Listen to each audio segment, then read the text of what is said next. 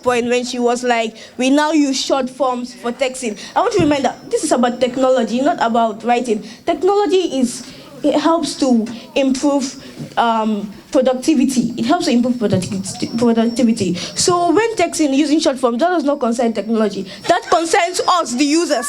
Yes. That concerns all the users. Can you please define that for us before going further and answering your question and ask you back a question? I could not answer the question. I can do that because I simply mean you don't know what is artificial intelligence. I know that. You give me an example of an app.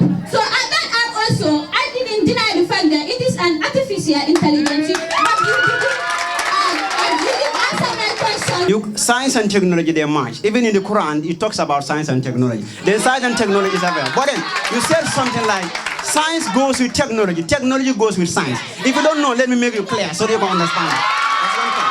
People are every day exposing one another based on the social media, insulting one another. There is no morality because of the advancement of science and technology. The biggest lesson I learned right now is to be quiet, but that does not mean I can tolerate disrespect. Accept people as they are, but place them where they belong. You are the CEO of your life. Hire, fire, and promote accordingly. We deem it necessary for students because we know that the students of today, they are the youths or future leaders of tomorrow.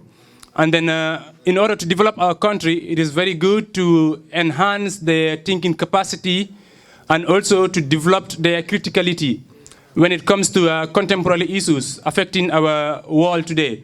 So the topic will be the technology, whether technology is doing more harm than good in the life of students. And how this debate will be structured, the juries will outline the debate, how it will be structured, and then how things will fall on. So before we proceed, let me give you the program guide.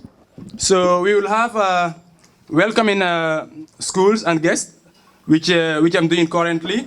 And then from there, we will have opening remark and overview of the college by the college director, Mr. Ibu Job. Then from there, we will have the debate will commence, proper debate, and then we will have a lunch break. We know that like some of you are hungry, so we will have a lunch break. Don't worry. So from there, then we will have the president of the union will give a vote of thanks, and then we will have also a senior teacher, a senior lecturer here in the college, who will join us later on, Mr. Basiru Cham. And Mr. Basiru Cham will also give words of advice to the students gathered here. Then we will also give certifications to the participating schools, the schools that participated in this event. And then also the winner, and then the runner-up, they will have also a package that they will take to their schools. So, but however, actually, I would say in this debate, we are all winners. And then there is no loser in this debate. Because either you go with a prize or you go with your participating certificates, you will learn something here. And then that's the most valuable thing. Going with the prize or going with a package home, to me, it is important, yeah, but like the knowledge that you will gain here is the more important thing to me. So, and then I believe that we will all learn something today new here. And then from here, I know we will have a different look to the world, and then we will have a different look to technology. Because looking at Gambia, I can say we are kind of lacking behind in the area of technology. And then this is an area in which you know that we should be prepared to face, and then prepared to tackle the obstacles in the future. Because it is a topic which is demanding, which is also very important for us youths to have clue on, and then to have idea on. Now, before proceeding with the program guide, as usual in our culture as Gambians, actually that's how I supposed to start it, but actually it escaped my mind. So I would like us to have prayers for 1 minute. We can do it individually to pray for this event, and then from there, then we will proceed, and then the director, Mr. Job, will take on to give his remark. So we can have 1 minute of prayer.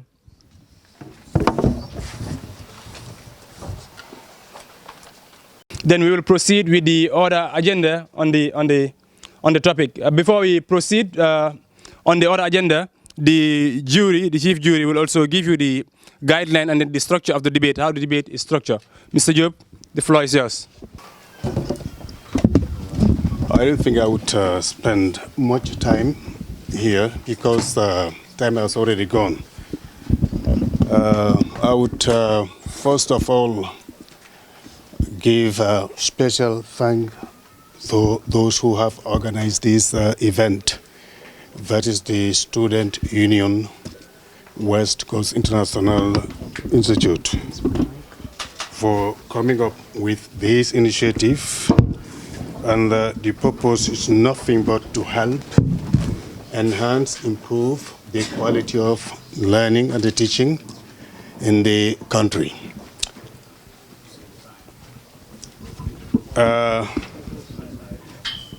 would also give thanks to the schools that have committed themselves to participate in this event with their students, and also the team behind the president of the Student Union, who made this event to become very possible by spending all their time and their efforts to organize this event up to where we are today. Actually, the purpose of this debate is to help students develop the attitude of reading and research. Because prior, what happened is a topic was identified and you were asked to go and make research about the topic, to come up with something. The world is changing. People are changing, organizations are changing, and everything in this world is changing. And when it comes to education, we have seen a shift about over 40, 50 years ago from the traditional pedagogical approach to a student-centered approach, from the teacher-centered approach to student-centered approach. What used to happen before is teachers standing in front of students and give out knowledge. And this knowledge will be recorded by students. And then during exams, the students will be asked to recall the knowledge given to them by the teacher in the classroom. That era has gone. We're not living in that world anymore. The world that we are living today is a student-centered approach or student-centered pedagogical approach. And actually, unfortunately, in the Gambia here, we are not on to reading, we are not on to research. We've observed that students are always engaged into a preparation for passing exams. And what will happen at the end of the day, they will pass their exams, they can get a certificate, but actually when they are put on the job, they'll find it difficult to excel. Without reading and research, it's going to be difficult for somebody to acquire knowledge. And that is what differentiates this country and many other countries. The reason why people are traveling all the way to America, US, is just because of the teaching system, the methodology, the approach that we take in learning and in teaching. So we feel that it is high time for Gambia to start to think about change, particularly in the education system, to shift from the traditional to the modern learning approach, or from the traditional pedagogy to the modern pedagogical approach, whereby students will always be engaged. Engaging the students academically, particularly when it comes to reading and research, will boost their capacity, knowledge, critical thinking, analytical skills, and their evaluative faculty. So without them engaging into reading and research, it's going to be difficult for them to get knowledge. As I always said, the process of acquiring knowledge since the creation of this world will never change. You must embark on reading, research, to acquire knowledge. And that is a big problem of our people, particularly when it comes to education here. And for that to change, I think it's very important for everyone, all stakeholders, to try and think about what we do at school. Because what we do at school will, at the end of the day, prevail. If the student is prepared academically to develop his writing skills, develop his academic language, academic skills, writing skills, this would help the students at the end of his studies to be able to translate whatever he or she learned in the school to a practical giving situation. So then, apart from that, also there is an important thing or issue that we are facing here when it comes to technology. Many people believe that it's doing more harm than good, particularly if you look at this 21st century, whereby there is a high promotion of artificial intelligence. Now the internet can do everything for you. And we even feel that it is normal to go to the internet and then write an assignment. And there are some applications where you can even go and then type your questions and then the answer will come. Actually, many universities also, they took measures to counter these kind of practices by what? Having what we call anti-plagiarism application, to ensure that students who are giving assignment will not go to the internet, copy, paste, and submit. It's a serious crime. And in the Gambia, it's not a crime. It is a country whereby we've observed teachers or lecturers giving assignment to students and telling students, go to the internet and do it. It's a crime. You cannot do that. It's something that is normal, but if you, in the Gambia, but if you do it in other countries, you will have a big problem. I don't see any university in the Western world, in particular, and even in Africa, that is operating without anti-plagiarism application, which means if you are given an assignment, there is no way you can submit this assignment without you first scan the assignment to make sure that the assignment is free from internet sources. But it's very common here. It doesn't help at all. It doesn't help. The other thing is the time that students spend on the social media. This is not helping you guys. You are young and you have a long way to go. And there is only one thing that will benefit you here and there, today and tomorrow, and that is your education. And you cannot focus or prioritize anything other than your education and it benefits you in the future. No. Spending too much time, particularly at night, some of the students, they spend the whole night. They may not even go to bed until around 4 or 5. And then you expect to wake up at 7 o'clock and find yourself in the classroom without sleeping. No, it's impossible. That's what I mean. And some they try to even take excuses, not even to turn up to classes because of their sick or whatever. Of course, you cannot live without sleep. So this is one of the biggest problems that is facing many students today. And actually, your engagement with the social media sometimes is just funny. It's not something that is productive, something that could change or make your life better. No, because we have seen the activities that are going on in the social media. So actually, these are things that you have to think about. And these are things that can cause a lot of problems to your life and to your future. That's why we are here today, particularly the students, because actually it is their event, not my event. And actually they came up with everything. I would give them credit for that, to consider this topic so that they will be able to discuss some of the issues that are affecting the lives of the students in this country. And if possible, we have seen many countries, they are taking measures. Some countries, they are even banning mobile phone in schools. Some companies, they are blocking these social media platforms. You cannot access them at schools, even to block them because it's not good. We have seen in America just recently a scientist talking about the effects of the social media to the life of the young people.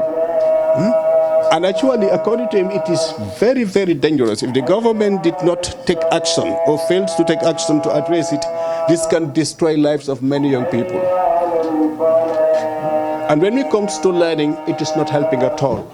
Because now even a simple calculation, if you take an example, some of the students cannot do it.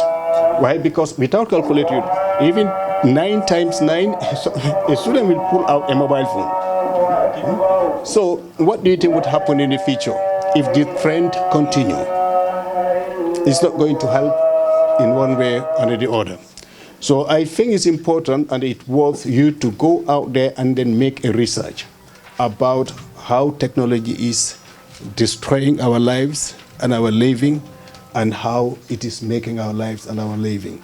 Then you look at both sides and see which one will outweigh the other one.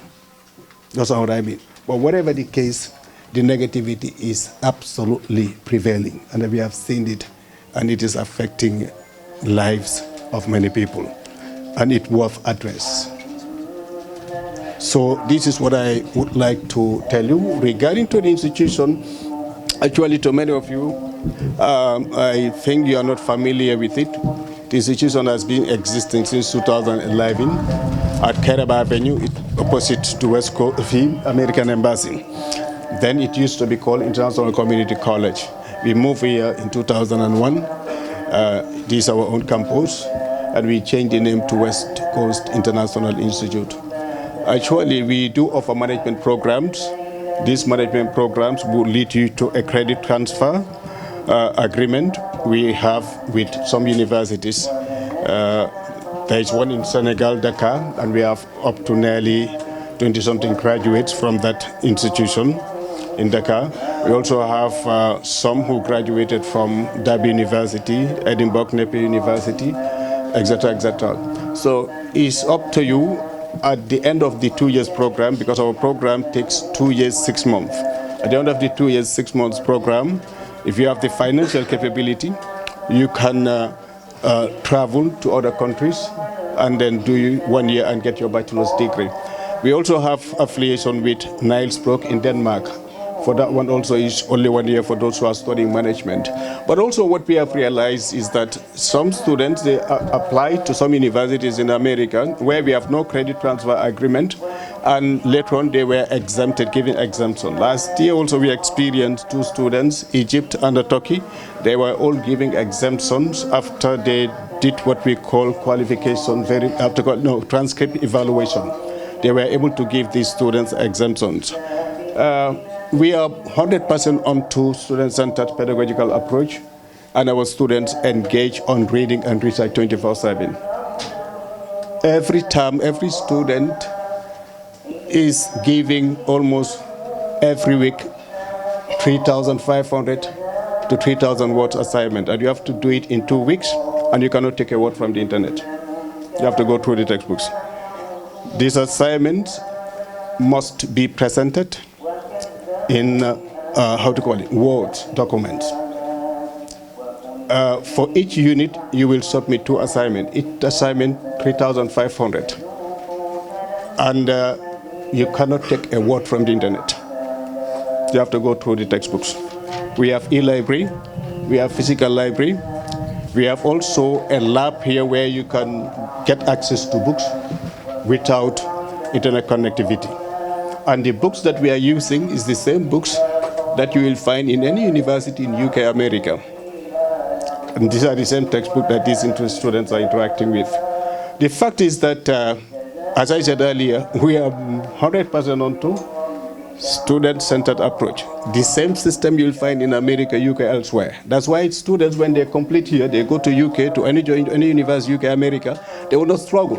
They will not have any problem. Because what they left here is exactly what they will find there. And the other thing is those institutions that are monitoring or moderating our programs, courses, quality assurance, they are all in the United Kingdom, etc., etc.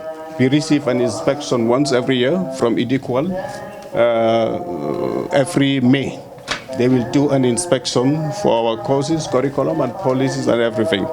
And our curriculum is also live. We keep updating our curriculum to make sure that it's in line with the demand of the labor market here, and also correspond with international demands, etc., etc.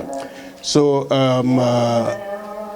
you feel free, you can get access to our website and then learn a lot about our programs and our affiliations, etc., etc. Currently, we offer year management courses, business management, accounting and finance, and also human resource management.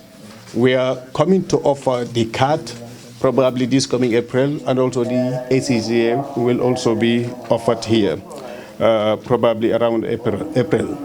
So for any information, actually, if you require any information, you can speak to the registrar. He will be able to share some of the information with you, etc., etc. So actually, this is what I have for you, and I welcome you once again for the time that you have created, and also the effort that you have made to come here today, and also the organizer, the student union, the president, and his colleagues, and also the members of the school, the management, and also the lecturers you have made here. And I'm expecting Basiru to join us later in the afternoon. And also all the students of West Coast International Institute for the time and the work that they have done to make this event possible. So thank you very much. Suleiman, also the moderator, I will not forget him. He's a product of this college, but at the same time, he's the one moderating. He's right now taking a part-time teaching after he had completed a bachelor's degree top-up with AIM. He graduated last year, and he came back to the Gambia not long, I think a couple of months ago. Thank you very much. Thank you very much, Mr. Job, for that wonderful and piece of advice and words from you. So just to summarize on what Mr. Job, the director of the institute, was saying, Mr. Job threw light on the importance of technology in our today's world, why we should embrace it, why we should embrace technology, and why we should also make research on technology, how technology is helping us in our daily life, because we know that there is a positive and negative effect of technology. There's a positive side of it and there's a negative side of it.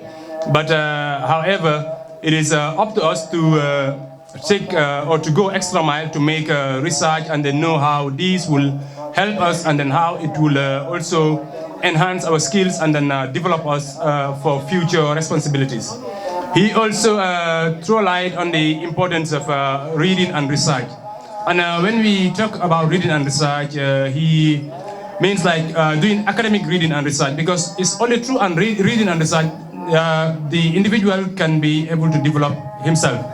And then if you cannot develop yourself, it will be difficult for you to express yourself to the outside world. So as a youth and a future-oriented individual, I'm urging you all to take steps towards that, towards reading and research. So from there, I would like to give the mic to the juries for them to give the structure of the debate and then the style of debate which we'll be using today. So I will hand over the mic to the juries for them to tell you the structure and then the style. Yeah, good afternoon to you all. Hello. Okay, there's a popular saying, once a teacher, always a teacher. So as a teacher, I'm used to shouting and also interacting with students. So when I greet you, I need a feedback, right? So good afternoon to you all. Oh, nice. Okay, so my name is David Noah, and I'm from the Youth for Christ Leadership Academy. So what we do at Youth for Christ, we use biblical principles to teach leadership, because we believe, like John Maxwell will say, everything rises and falls on what? Leadership.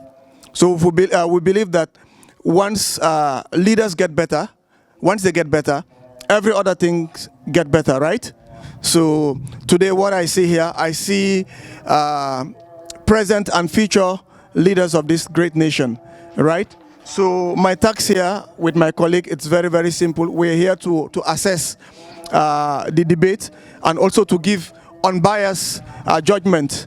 Okay, so we look forward to interacting with you to hear your arguments on the topic at hand. which is the impact of technology, right? So not wasting more time, I'll be going straight to the dynamics of the debate. So on this debate, we'll be having two teams. One team will be on the will argue for the motion, whilst the other team will be against the motion. So in each team we have two speakers, okay?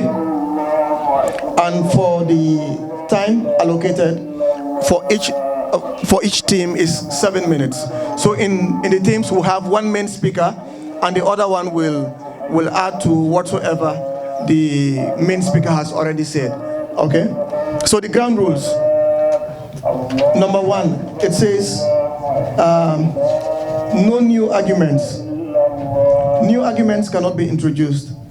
They can only be built on or extend the arguments made by their opening teams.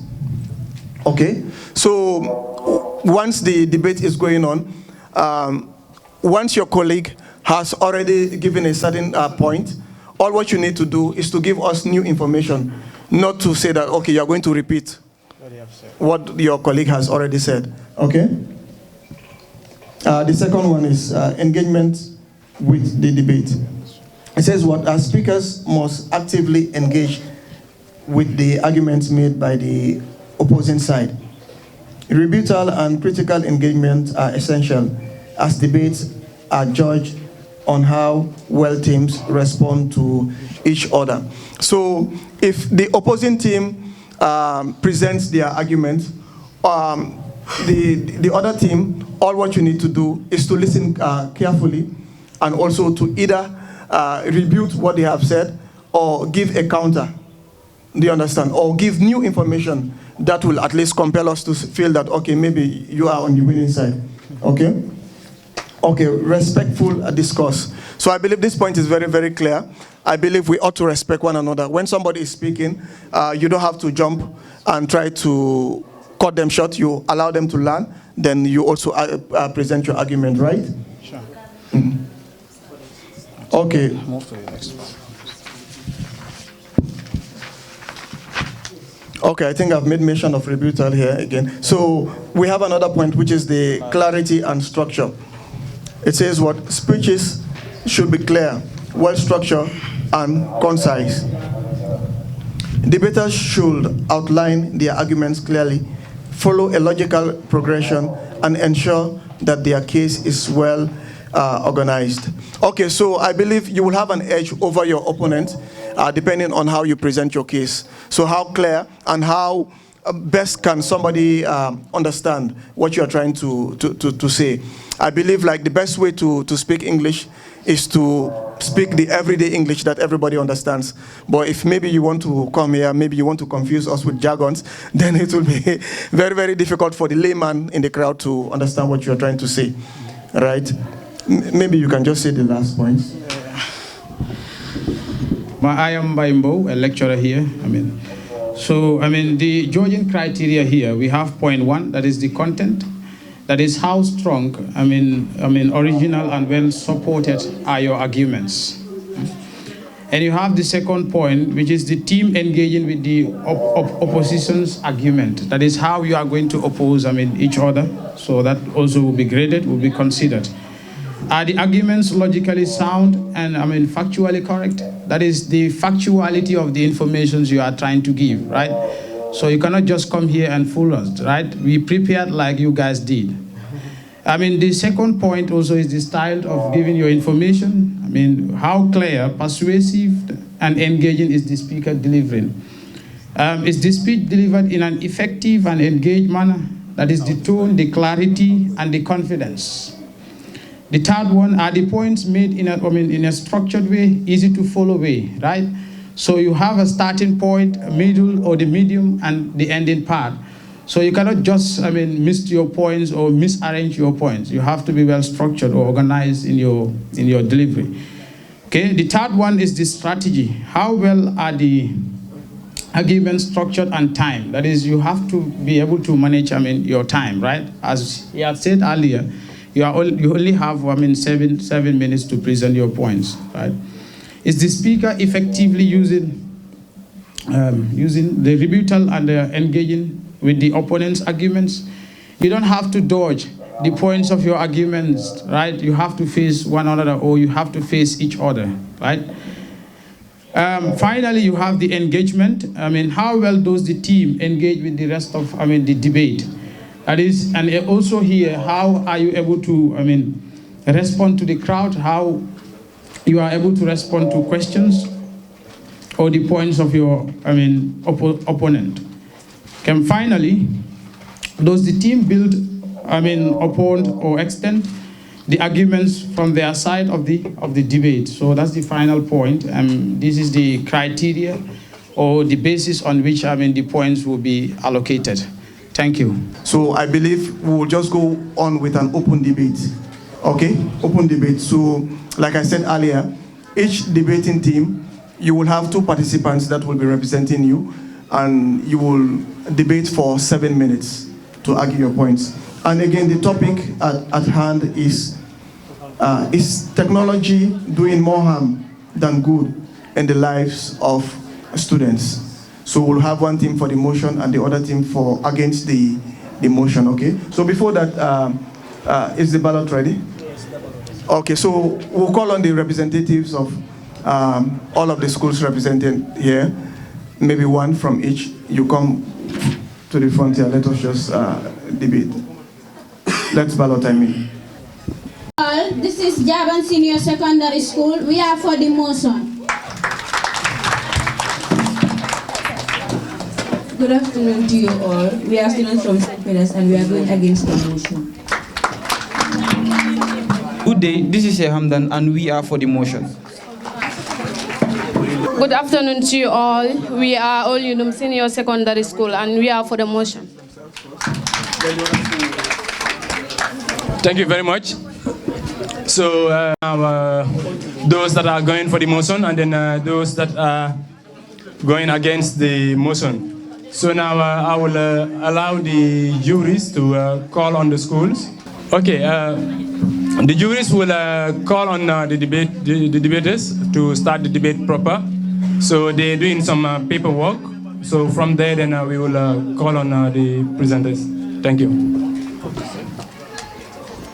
Debate proper. The schools that are in for the motion, we have Jabang Senior Secondary School, and we also have Sheikh Hamdan Senior Secondary School. They are standing for the motion.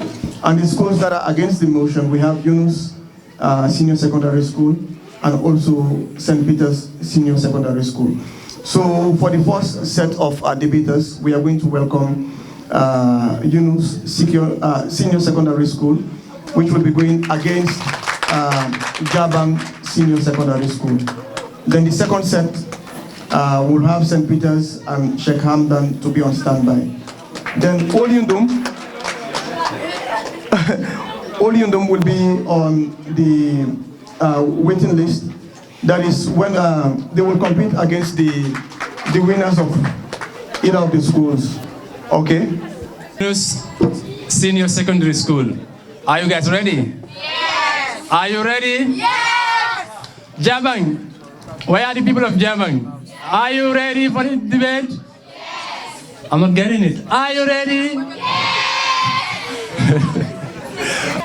Okay, so right now we have Yunus English School going against Jabang Senior Secondary School.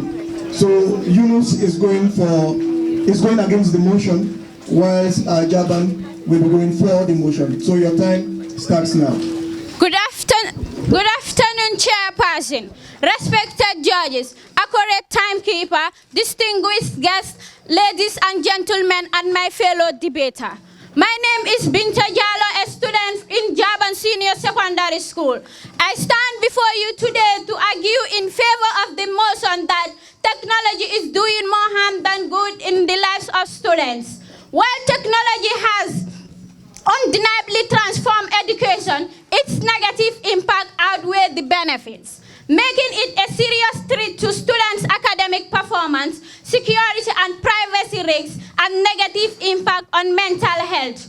Chairperson, technology is declining students' academic performance. While digital tools promise better learning experience, they often lead to distractions with access to social medias such as TikTok, Snapchat, WhatsApp, and etc. Gaming apps like eFootball and streaming platforms like YouTube. Students spend more time on scrolling through their devices than focusing on studies. Research shows that excessive screen time reduces concentration and lower retention of information. The ease of finding answers online also discourage critical thinking and problem-solving skills, leading to a decline in academic integrity. So I have my evidence against that, which is research by the University of Chicago found that even more mere presence of smartphones, cognitive capacity of the students on focusing more on social medias than their academic performance. Chairperson, with the increasing use of technology, students are exposed to serious security threats such as hacking, identity theft, and data breaches. Many educational platforms require personal information, making students vulnerable to cyber criminals. Additionally, excessive screen time leads to exposure of inappropriate content, which can have a negative influence on young minds. The lack of strict monitoring on digital platforms increase the risk of addiction to harmful websites, which can distract students from their academic and personal performance. Chairperson, technology is a major factor in rising cases of anxiety, stress, and depression among students. Social media in particular creates unrealistic expectations and foster unhealthy comparison, leading to low self-esteem. Cyberbullying has become a widespread problem, exposing students to harassment which affect their emotional well-being and academic performance. Instead of promoting learning, technology often isolates students, replacing real-life social interaction and virtual connection that lacks depth.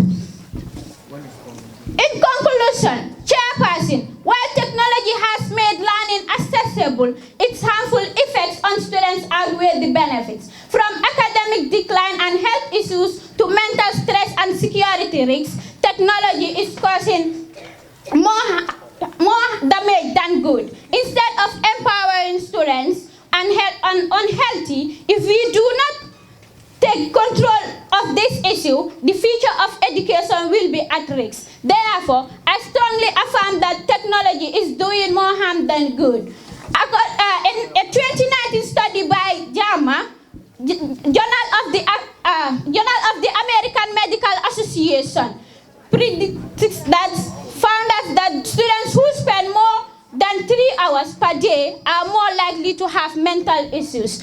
I thank you all for your kindly attention.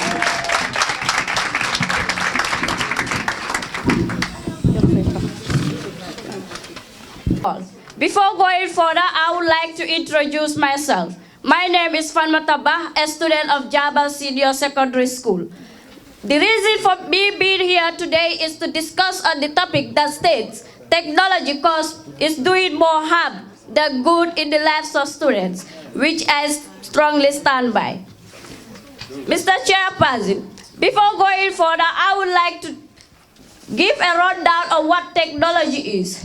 Technology is a scientific knowledge or artificial intelligence that helps humans to solve their problems faster than the human brain. Mr. Chairperson, my first point of argument is dependence on technology. Students depend too much on technology to do the assignments and tests that teachers give them. Students rely too much on technology, which is hampering students' critical thinking and analysis. With the advent of technology,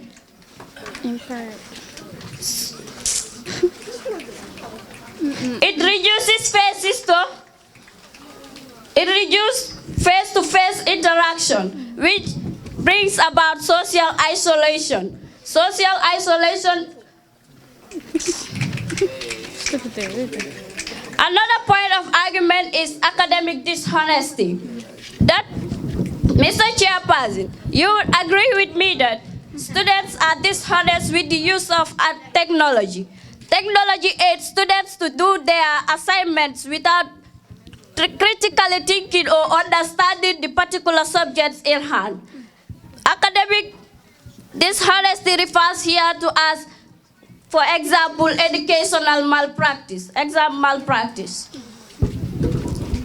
Mr. Chairperson, in conclusion, I hope that with the above points I have mentioned above, I have been able to convince you that technology is doing more harm than good in the lives of students.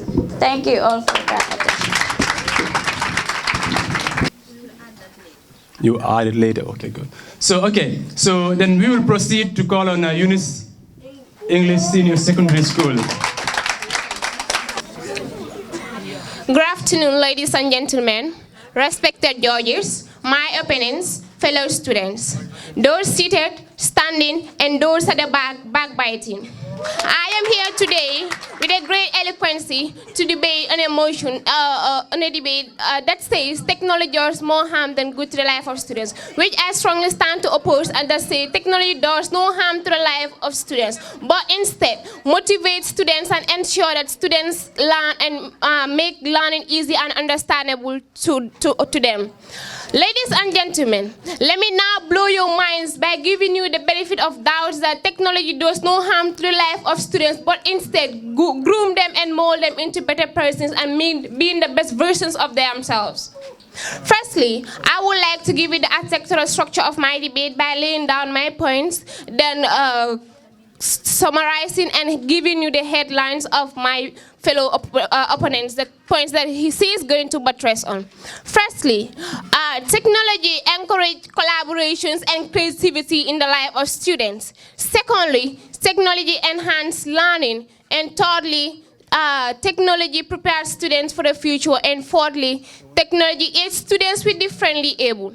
First of all, if we say technology encourages students and creativity, this is something that technology allows students to work together regardlessly of their locations. There are applications like Google Docs, Canva, Canva and YouTube that creates job opportunities for students even if they're sitting in their room. So who with their right senses stand here and say that technology is doing harm to the life of students? Oh no, that is not going to happen. Technology is building students, is molding students into the best versions of themselves. So I would like to stop here and call on my opponent to come and buttress more, my co-debater to come and buttress more on the points that have been highlighted above in my debate. Thank you.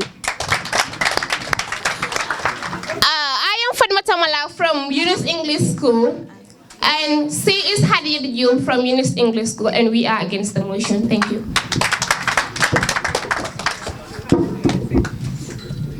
Ladies and gentlemen, I would like to ask a question. Who in their right frame of mind will debate that technology is doing more harm than good in the lives of students?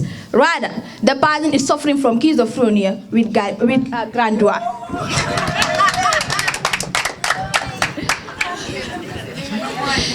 Ladies and gentlemen, blaming technology for doing more harm than good on the life of students is like blaming a hammer for a bent nail. Sure, if it is misused, it's a problem. But when it is used rightly, technology is the ultimate sidekick. Preparing students for the future, making sure that students learn, understand the value of education, and what a teacher teach in class for 1 hour 20 minutes, they can able to elaborate and go to the social media platform and learn it in 12 or 8 minutes time. My first point is technology enhanced learning, making sure that students access a wealth of knowledge beyond their textbooks.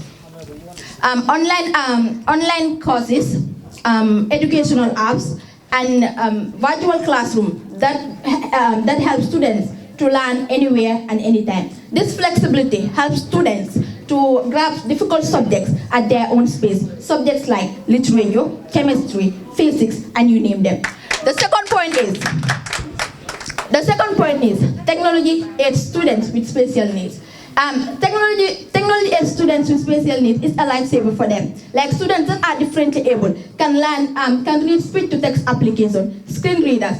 Students that are having visual or learning impairment, technology can help them like never before. Technology transforms education, making learning more accessible, engaging, and effective. It has opened doors that traditional education method could never provide. My fourth point is technology encourages creativity and collaboration. Students that are living afar, they can work on projects They can work on projects regardless of their location by teamwork. Like we have the Zoom, YouTube, and we have the Google Doc, YouTube, and the Zoom facilitates education to work faster. Technology helps students to work faster. We live in a digital world whereby students should be engaged in learning faster and being able to be the features of our country.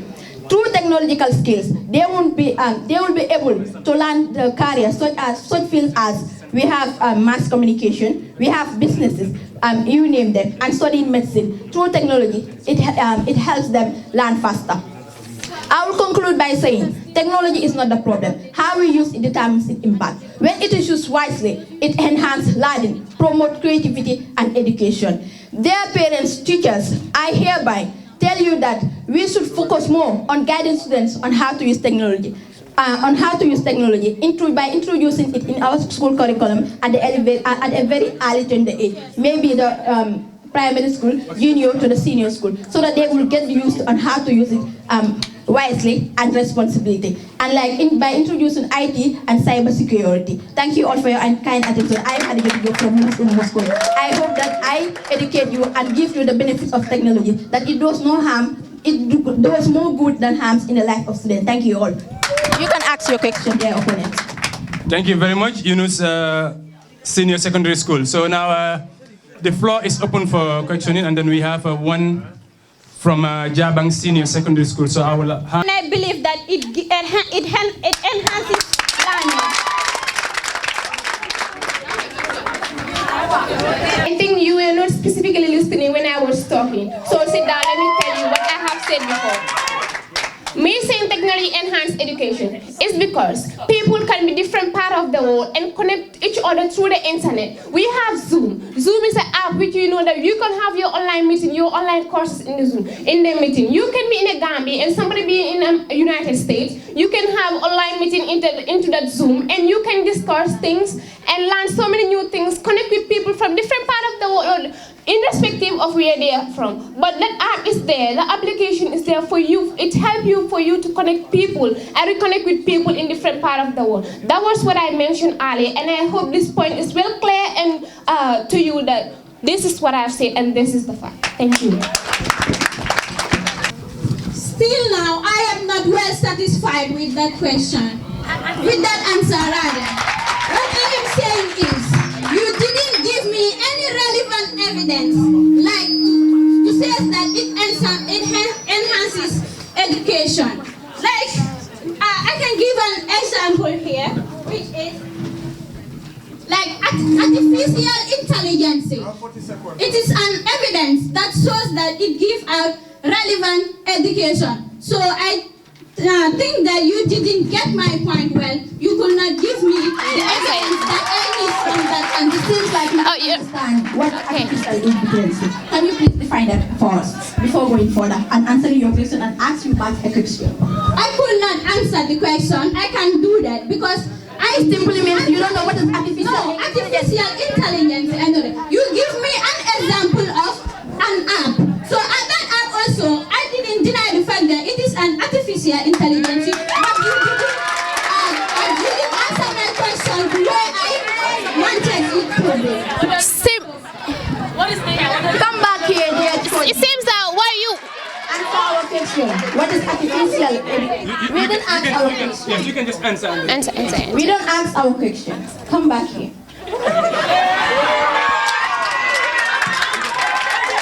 You said technology doing more harm than good in the life of students, right?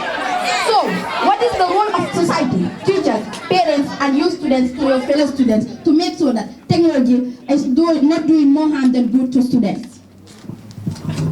Our role, or the entire society's role towards that, is to enhance them about the negative impact towards the technology. That is not the answer I was looking for, my dear. That is not the how to answer a question. I was hoping to give to you for you to give references, evidences, example, and proof. But it's so pity that you cannot answer our question. Thank you so much.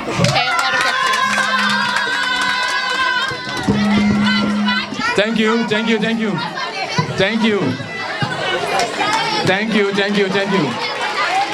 A round of applause for Yunus and Jabang, please. Yeah, thank you to both schools. Thanks you to Jabang for those solid points, and then to Yunus too for the valid points that you gave. So I can see that from both schools, your teachers have engaged you in extensive research about the topic, and I received valid points, and I believe those presented here today learn a lot from both schools. So thank you once again. Yunus Senior Secondary School. So next on the line, we have Sheikh Hamdan Senior Secondary School. Can we have the representatives? Yes, they are going against St. Peter's. So Sheikh Hamdan, they are going for the motion, while St. Peter's against the motion. Yeah, put your hands together for them as they come to the podium. Debate is not a speech reading, neither poetry, but a house of words for intellectuals. Greetings, Mr. Honorable Speaker. Greetings, Mr. Honorable Speaker, distinguished audience, esteemed judges. I am Habibatu Jallow, a student of Sheikh Hamdan Senior Secondary School. Hold this one. I am Habibatu Jallow, a student of Sheikh Hamdan Senior Secondary School. I stand before you today to debate on a favor with a motion that says technology is doing more harm than good on students. The technology you are using impresses no one, but the experience you create with it is everything. Now the question is, what is the experience that you are creating with that technology that you are using? As the Prime Minister, this is going to be the laid-down structure of my debate. First, I will start by reading the motion to the House. I will then move on to define my key terms. I will later move on to raise my points. I will then move on to summarize. Then in summary, I shall conclude. Moving on to the first structure of my debate, that is to read the motion to the House. The motion reads, technology has done more harm than good in the life of students. I repeat, technology has done more harm than good in the life of students. So moving on to define the key terms. The key terms found in this motion, we have technology, harm, good, student. So moving on to the first key term, that is technology, refers to tool, device, system, and application created by human that are used to solve problems, enhance productivity, and improve various aspects of life. So moving on to the second key term, that is harm, refers to negative impact or consequences that cause damages. Moving on to the third key term, that is good, refers to positive outcome, benefit, or improvement in a student. So moving on to the fourth key term, that is student, refers to individuals who are actively engaged in learning, typically those enrolled in the educational institution. All these definitions are vividly backed by the English Oxford Dictionary. Therefore, there is nothing that can make it not to hold. There is nothing that can make it not to guide this debate. Moving on to the third structure of my debate, that is to raise my point for half of why I am in favor of this motion, is the bad impact of technology. Is that technology distracts students in class. Mr. Honorable Speaker, we have to understand that in some schools, the population is too much. You will be in a class where the number of students is 60 to 70. Those sitting behind will be using their phones. Instead of focusing, listening to what the teacher is saying in class, they'll be either playing games, watching videos, or doing other stuff with their mobile phones. And therefore, they will not be able to get the knowledge that the teacher is delivering in class. When they go back to home, when a student uses his mobile phone inside the classroom for something that is not beneficial benefiting him. How do we expect him to use the mobile phone at home in a way that will benefit him? Therefore, there is no way that that student will use the mobile phone in a way that it will benefit him. It is causing more harm on the life of students than the positive impact that it is doing. In Ghana, research has shown that students who spend too much time on social media get distracted and perform poorly in exam. Of course, how can you expect someone to perform very well when the person is not listening in class to what the teacher is saying and is not going home and making the best use of what the teacher is giving in class? If you don't get what the teacher is giving you, there is no way that you can study what the teacher gave in class. So moving on to the second point for why I'm in favor of this motion is that technology is making students bad at writing. Mr. Honorable Speaker, we have to understand that students that are using this technology for texting messages or in fact making whatsoever they are doing it with the internet is that whensoever you write, they will use B4, that is the capital B, and then the number 4 instead of using BEFOR on their S's. And then moving on, they will be using the U. Only you, instead of using YOU on their S's, which will cause them to perform poorly on exam, because there is no teacher that will mark you where you spell on your essay only you without YOU, correct, and then it cannot happen. Therefore, it makes you to perform poorly. Then therefore, we have with only these points, we have to see that technology has done more harm on the life of students than the good that it is doing. In the Gambia, teachers has noticed that students now writing only you, instead of YOU. So, but this has caused more harm than the good that it has more on the life of students. Moving on to the third point is that technology encourages students to copy assignment instead of doing their own work. You have exhausted 4 minutes. Remember that you have 7 minutes for both of you. How many minutes? 7 minutes. 7 minutes. For both speakers? No. 7 minutes is speaker. Each speaker 7 minutes. Okay. Moving on is technology encourages students to copy assignment instead of doing their own work. A student who knows that will be punished when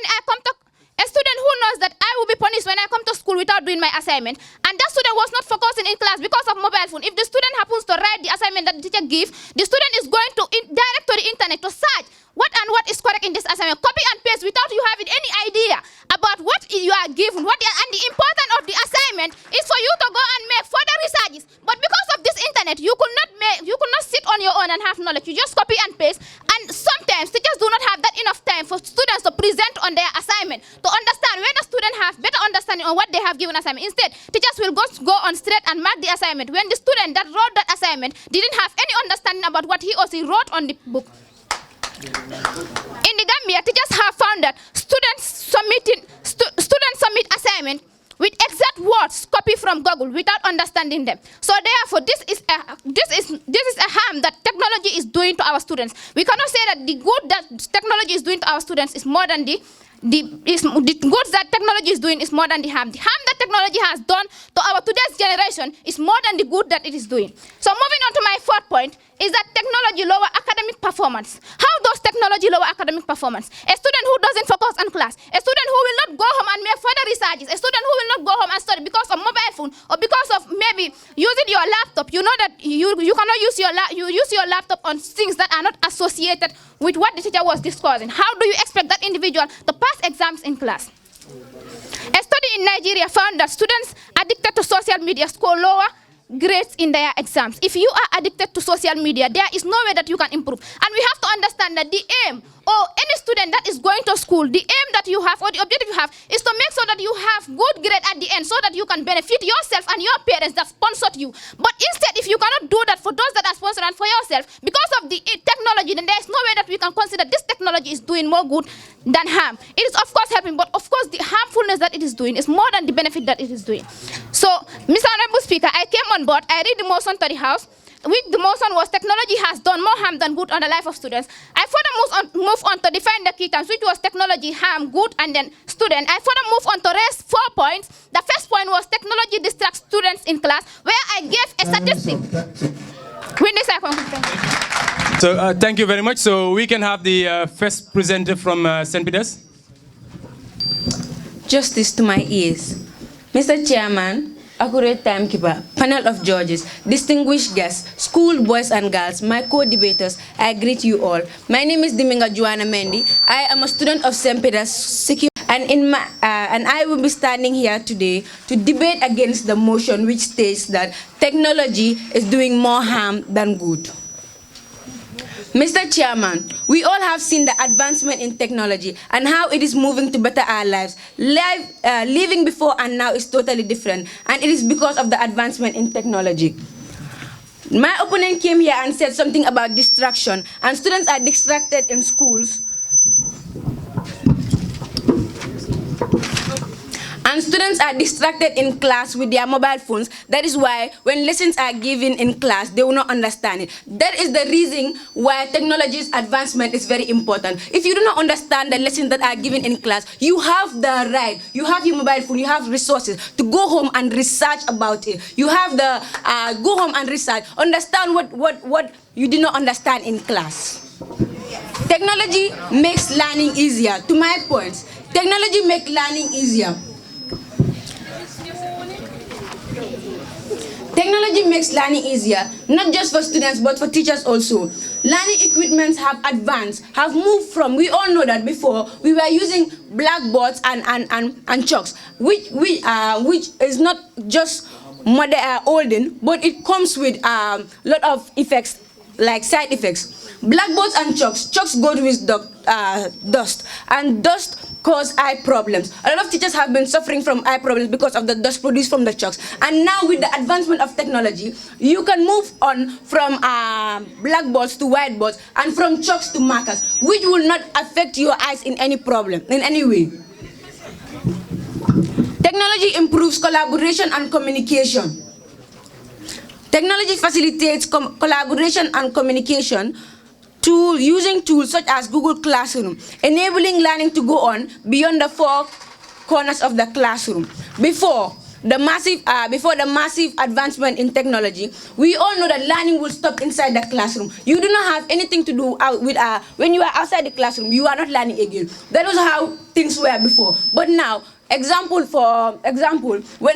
there was coronavirus pandemic, the pandemic in 2019, because of the pandemic, a lot of schools were shut down. But because of the advancement in technology, not all schools were shut down. Schools were like Marina and Sibek did not close. Schools, they were using, because with the help of technology, they were using online classes that was as effective, or should I say, more effective than those that was taking place in the classes. Technology helps students with IT skills. These IT skills are preparing the students for future uses. With those students that are using online classes and all of that. You know, in schools we are doing IT now, we are doing computer and all of that. You as a student, you have IT skills. You know how to type, you know how to code, you know how to record, you know how to do presentation using PowerPoint presentation. Those are the things that you are going to meet when you go to university. Those are the same presentation that you are going to meet when you go to the college. So if you start with it at primary, secondary school level, it's going to help you when you go to the university. Because if you go to the university and you cannot type a simple thing, and you expect to have a correct presentation, I don't think you are going to succeed with that. So the technology is helping students with IT skills for future uses. Because not just that, the generation is changing. Every job right now is mostly technology based, mostly computer based. Most of the jobs, you either type, you either present, you either use your computer. So if you don't know how to use your computer because of the advancement of technology, it's going to affect you in your future careers. So, Mr. Chairman, I am summarizing. I debated on the points that were given by the opponent, and I gave my 3 solid points. And if there's any PO, no. Peter is a good listener. I am not interested in asking you questions, but making clarifications of what you have said. You said that when students are distracted in class, that is the reason why technology is important, because they will go home and make researches at home. During my explanation, I made you understand that a student who cannot spare in class to use his mobile phone, there is no way that a student can go home and use the mobile phone on important aspects. Please understand that. You further move on to say about the COVID-19. How do you know? You cannot just come here and tell me something that is from you. Because I know that the time you school shut down about the COVID-19, you were in your room. How do you know that technology has benefited people in order for them to have effective classes better than the classes inside the class? You gave me no evidence or report that shows you that during COVID-19 there was a their effective learning was going online. You say it's skill how it is. Thank you so much. When I said online classes were going on, I specifically mentioned schools like Marina and Sibek. I mentioned that if you were listening carefully, you wouldn't understand what I said. I also said distraction. I did not say distraction is the cause of advancement in technology. I said because you do not understand lessons going on in class, because there are teachers that know how to teach. There are teachers that know how to do a subject, but they cannot teach it. So if you do not understand the teaching of a teacher, then you can understand it when you go to Google or YouTube to do more research on that. Thank you for the first presenters from St. Peter's and Sehamdan. So we will proceed on to call on the second presenter for Sehamdan. Technology. We should understand that a 9-year-old in the Gambia can go to TikTok without any restriction. All this is happening. They are being exposed to this as at a young age. At 9 years old, they are being exposed to these social media platforms. You give a mobile phone to a 9-year-old and he will access any social media platform regarding Twitter, Facebook, TikTok, anyhow, and use it anyhow without monitoring. So we are saying that it is doing more harm than good, because that 9-year-old has don't know anything, and if you're watching things on social media, it is going to influence you. Honorable Speaker, I'll move on to reboot her points. She came on board and said technology makes learning easy, where she mentioned that teachers are having eye problems. But I have never heard of any teacher that had eye problems because of writing in the board. In fact, she made mention that technology, yes, she made mention again that people are using Blackboard. My school is using Blackboard, and I believe most schools here can attest that we are all using Blackboard. So where's the advancement in technology? It is not happening. Honorable Speaker, I'll move on to our second point. Your second point is advancement of technology. Again, she said we should understand that the more technology is advancing, the more people have access to scam. Because if it is advancing, people are learning. And when people learn it, they will use to scam others. So many lives were destroyed because of this social media. We know of people whom we know that right now they are afraid to go out in public. Because what? Their lives have been destroyed by this social media. That is technology we are talking about. So how is it causing more good than harm? Instead, is it causing more harm than good? Honorable Speaker, she made mention that the schools that are advanced is Sibek and Marina, but she didn't call from our own school because you know that they are still using Blackboard. It is not advanced. Honorable Speaker, I will move on now to the next structure, that is to give points. My first point for this debate is, decline in critical thinking and problem solving skills. We should understand that as far as technology is concerned to students, as far as the students in senior school are using technology, it is going to make them what? Decline in thinking and critical thinking and problem solving. We should also understand that debate itself is critical thinking. Today, most of us didn't even make research here because we have mobile phones. We didn't bother ourselves to think and write points that we are going to present. Instead, we use mobile phone to log in. That is not encouraging. It is making us what? To be lazy, to make what? Critical thinking. As future leaders, we should understand that we should think critically so that when we are there tomorrow, it will be a different case. Because right now, all of us are what? All of us are complaining. And as far as this technology is concerned, it is not going to make us think critically. And if we don't think critically today as students, if we get there at the old age, we are not going to think critically. So that is the first point. Honorable Speaker, I'll move on to the second point. It's distraction and decrease in productivity. My second point is decrease in productivity. We should understand that most people, when they get up in the morning, the first thing they do is enter TikTok. Most of us have that habit. Honorable Speaker, it is not productive. That morning, if you get up, the first thing you should think of is what? Going to work. But we are not doing it. Instead, we are entering what? Social media, accessing social media platform anyhow from the whole day, and we spend hours. How are we going to be productive? Most of us, in fact, dodge schools to access our phones in social media, and most of us can attest to that. It is not encouraging. That way, it is causing more harm than good in the country, and it is causing more harm than good in the students here. Let's assist to it. My third point is rise in academic dishonesty. When we talk about rise in academic dishonesty, we are talking of examination malpractice. We all know of people who have been caught cheating in classrooms using their phones, and they have been expelled. We have to be honest. This rising academic dishonesty, it is as a regard of technology. Today I can be in class and see the questions, I can enter in ChatGPT and I can type and I'll see the answer. If I pass my exam, is it right? It is not right. So, Honorable Speaker, again, today I will not study. I will not study during work. And I will enter. Our second point is what? Teachers will have eye problems because of job. I've never seen a teacher who suffered from eye problems because of job.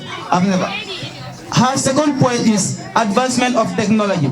And I repeated this point by saying that as far as technology is advancing, the more it is advancing, the more people are learning it. The more people are learning technology. And when they learn it, they will use it to scam others. When they scam others, they are destroying lives of people. Most of us would not want our lives to be destroyed. Honorable Speaker, in fact, according to Mr. Job, who came here and gave a speech, he said, technology is wasting our time. The man stood right here. He said, technology is wasting our time. We spend a lot of time in technology, especially us the students, and it is not helping. In fact, the man is advising us not to use technology. The coordinator of this program. So why are we saying technology causes more good than harm? Honorable Speaker, I will move on to give my I went on to give my point, that is decline in critical thinking and problem solving skills. We should understand that as far as technology is concerned, it is giving it to us on a silver plate. We will not think, analyze problems and make decisions. Instead, we will search it in social media and we will see it directly. So it is not helping. It is not helping. My second point is distraction and decrease in productivity. We are not going to be productivity. Thank you. We are not going to be productive as far as technology is concerned. My third point is rise in academic dishonesty. That is the examination malpractice, because we all have seen people who are caught cheating. Thank you. Mr. Chairman, please, before I go further, allow me to lay down the structure of my debate, which will guide you through. First of all, I will debunk 2 points from the first speaker and 2 points from the second speaker of the supporting team. I will give 2 solid points of mine. After then, I will take a question. I will take 1 question if necessary. Then I will summarize and I will conclude. Honorable Speaker, to move on to my rebuttals.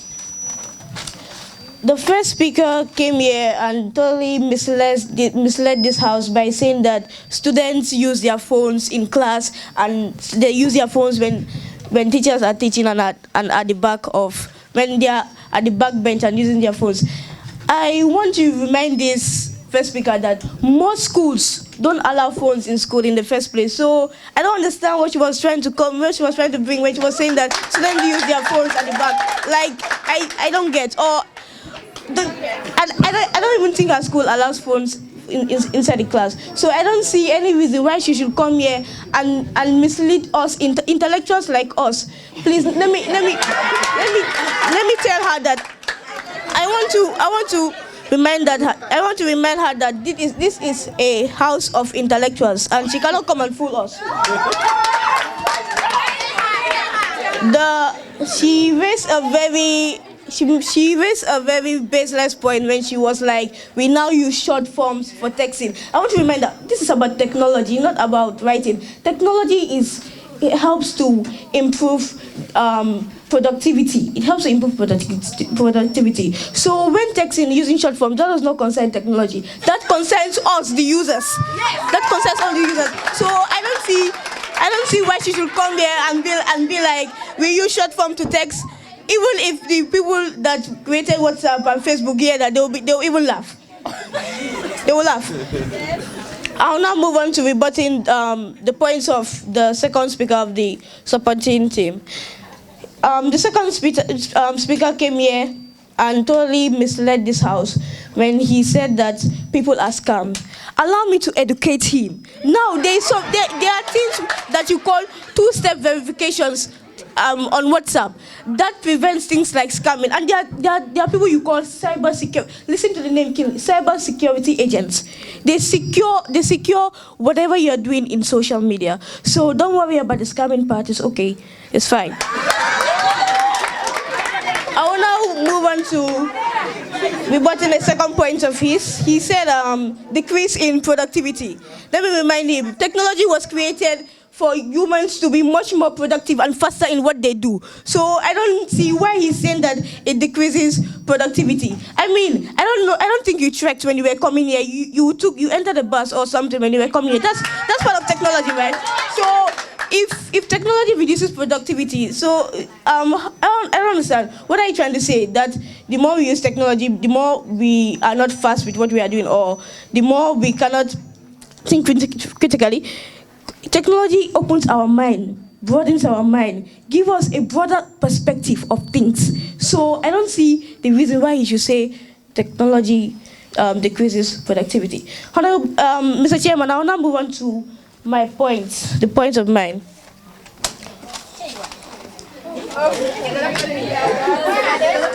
My first point is interactive and engaging learning. Introducing technology in the classroom makes learning much more interactive and interesting. When you introduce things like smart boards and multimedia and also Google and also apps, educational apps, so students seem to be more interested in the particular topic at hand. They seem to have more interest and have a broader perspective of that specific topic. And yes, there's a correct source for this information, which is the eSchool News.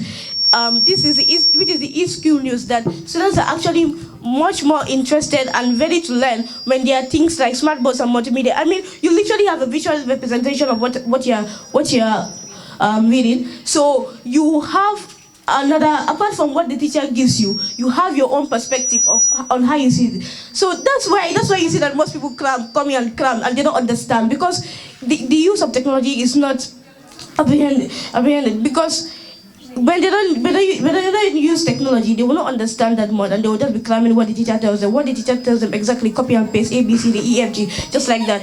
I will now move on to my second point, which is skill development for the future. Which is positive student perception. A survey revealed that 76% of students believe technology makes learning much engaging, and this source is from the UCONN Career Services. When technology is introduced, it gives the students a positive mindset, and they feel like, yeah, the job can be done much more easier. And I'll give a bonus point here, which is vast education resources. Technology makes it possible for students to have access to plethora of education materials, such as you have Google Classroom, you even have a math app. If you are solving questions in your house and you are studying and you are stuck somewhere, and you don't have anybody to teach you, what will you do? You will run to the internet, let me tell you. So there are apps such as MathX and the others, and such as ChatGPT, that helps people understand better, because it's not only teachers that can teach. You have less than 30 seconds. The internet helps to broaden the aspect of learning. So, Honorable Speaker, I will now summarize. Yes, technology might give some harm if not used wisely. But as far as you are smart enough to use technology wisely, you will not be a victim of things. So, Mr. Chairman, I have successfully... Thank you very much. The end of seasoning, and nobody wants their phone to be seized. So obviously, 99% of people abide by that rule. And besides, what you ask does not even concern technology. Technology is there, yeah, but them using their phones inside school is the fault of the school, not technology. Can you allow your partner? Yes. Allow your partner to. Yes, you have misled the house so much. You have really misled the house so much. And trust me, anyone who goes by what you said is not going to be productive. Because he said when we are doing homework, when we get stuck, we run to the internet. Is internet the only option? No. Can't we go to our fellow students? Yeah. Are our teachers not in the school? Yeah. They are there. Again, you said invention of cars, that is vehicles. Did you consider the amount of accidents that happened daily? It is all because of technology, all because they created that vehicle. Hadn't been that vehicle was not created, there will be no accidents. You have to understand. Thank you. I was answering that. You want to answer? He said something about if the vehicles were not invented, how would what? There would not be road accidents. If the vehicles were not invented, you would not get here. And he said something about being stuck in how to call it, in class. When you are at home, you are solving and doing some stuff. When you most of us, hold on. No, Most of us, please. No.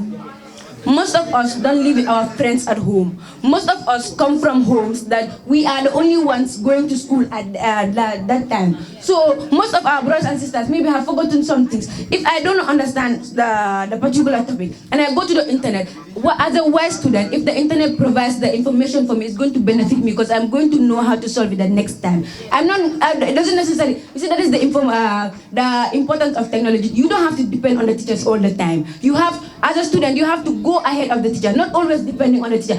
What you are doing is you are pushing yourself back. Thank you.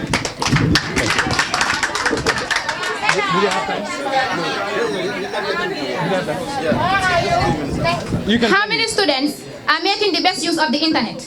So that if they're stuck at home, they'll be able to know that I have to go to my internet and use this internet in order to be educated on what I am doing. Instead, if they hold their mobile phone, they'll be playing games or doing other stuff apart from, in fact, it will cause distraction because they'll forget about the assignment that they are doing. The reason why he made mention of the vehicle is to tell you about the harm that technology has done, because it's due to technology that those vehicles were invented, and due to the invention of those vehicles, accidents are happening day in, day night. So if those vehicles were not invented, accidents wasn't happening. He's telling you about the harm that those vehicles have done to our nation. Okay, so you further move on to say it doesn't concern technology. The argument that is based, you are debating on emotion that said it has done more harm than good. So obviously it must concern technology, because if it was not concerning technology, then what is the reason why we are debating on it? We are debating because it concerns technology, and we have to know that when it concerns technology, you are debating to make us understand that it has done more good, and we are debating to make you understand that it has done more harm. So therefore, the reason why he talks about all this is to tell you the harmfulness that technology has done, and obviously it concerns technology. So don't mislead us by telling us it does not concern technology.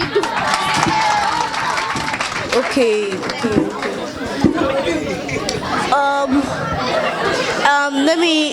Let me try to put you in a much broader perspective. You said that how many students uses their phones to go and research about something when they are stuck. And I can strongly stand here and say that 75% of students have ChatGPT on their phones, which they use to answer questions if they are stuck. Even I do that. When I'm stuck, especially in subjects like physics and chemistry, when I'm stuck, especially if you are studying late at night, let's say you are studying by 2 a.m. at night, will you run to the teacher and say you don't understand? Exactly. No, wait, let me answer your question. Calm down. No, sorry, that's a rhetorical question, FYI. Exactly. So you made mention of the road accidents happening. That is because of technology, right? Yeah, so the motion is technology does more harm than good. And we are trying to say that technology does more good than harm. Not more good than harm. That means there's a little harm, yeah, a little harm. But how many times does road accident happen in the Gambia? Like, I can say the ratio of road accident is very little to normal daily lives. You can go, okay, I can even stand here and tell you that from the beginning of last year to December, you didn't have any road accidents in it. So obviously, technology is still standing very strong in that part of road accidents. Okay, now you summarize, and then they summarize to end it. Are we going to summarize? You summarize right now. Your question, you can summarize it in 40 seconds. 40 seconds, okay. So the issue of writing, she said that if we focus on technology, when we are writing our letters essay, we are going to use you instead of YOU.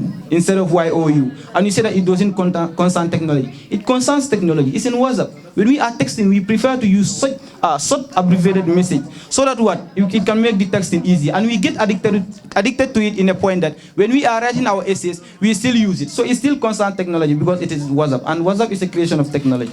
Thank you. Thank you. Your last point, summarize. About the road accident stuff that you said here.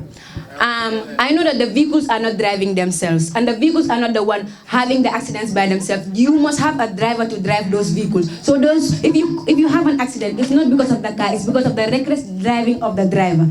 And you said you prefer using the BFU than before on all of that. Secondary school, which will be coming in a short while. So, but at first, I will give out the results. So, from the first presentation, we had what Yunus English School and Jabang Senior Secondary School, right? So Jabang was for the motion, whilst Yunus School was against the motion, right? Okay, so for the results, who do you think that won?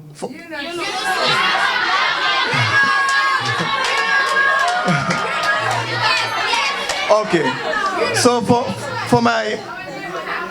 our results here, who do you want me to start with?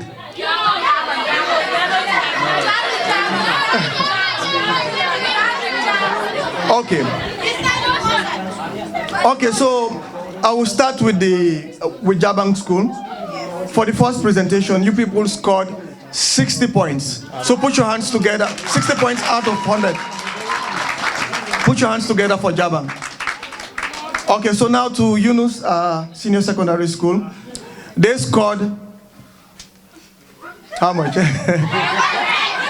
Okay, they scored 75 points. Put your hands together for Yunus. To the second presentation, this one was a closely knitted presentation because it was even more difficult for us to determine who the winner was. But then I believe in any contest, there must be a winner and a loser, right? Okay, so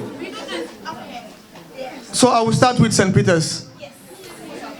So for St. Peter's, they recorded how many points? You people are very ambitious. So. Okay, for St. Peter's, they recorded 80 points. Put your hands together for St. Peter's. So like I said, this one was a very closely knitted competition. So we had Sheikh Hamdan scored 70 points out of 100. Put your hands together for Sheikh Hamdan. Of students, which I strongly stand for the motion that technology is doing more harm than goods in the life of students. I will only set my perimeter for only focus on students. And then I would like to define technology. I will then bring my points, elaborate on them, then conclude and allow my opponent to, and allow my other participant to come and talk about what he have, and then if time permits, then I ask question. All right. Technology is the application of scientific knowledge to create tools, systems, and solutions that make our life easy. We all know. Yeah, spread of misinformation. When we talk about spread of misinformation here, technology is, we are relaying, or we the students here are focusing on technology. We are using Facebook, WhatsApp, Google, and then many other things, social media apps. Here, those things that we depend on, we rely on it, we get our information or source from there. Sometimes what they give out or the information they give out is not what is currently going on or what will be going on. They will give out wrong information that we are going to rely on or believe on, and then after making our research or doing our survey, examine, it will be very wrong, because when you ask, what you will say is, I have read this from this source. You don't find out whether it's true or not, because you believe that technology is advanced, and then whatsoever you search from social media is real. And here, secondly, is here cyberbullying and harassment. Many users, especially young people, face cyberbullying, harassment, and online abuse, which can lead to severe emotional damage and negative influence. Example, in 2020, a Nigerian student committed a suicide after facing online bullying over appearance. Why? Because it depends on social media, giving out videos posting your photos, and then you are not taking real action. And we all know, social media or technology is raising awareness, but awareness without action is useless. It's useless now. So those people who are posting their pictures, videos on social media, this WhatsApps, Facebook, and others, they are not taking the correct measures or procedures, are exposing themselves to whatever thing that can happen to them through the use of that. So that is why I bring this example, saying that in 2020, Nigerian student who committed suicide because of cyberbullying, because it is emotional. Whenever you go out of the society, people will be pointing fingers at you. She is the one, or he is the one who did that, this and that. Another point here is that technology, we have the negative influence on the youth. Here, we are talking about young people.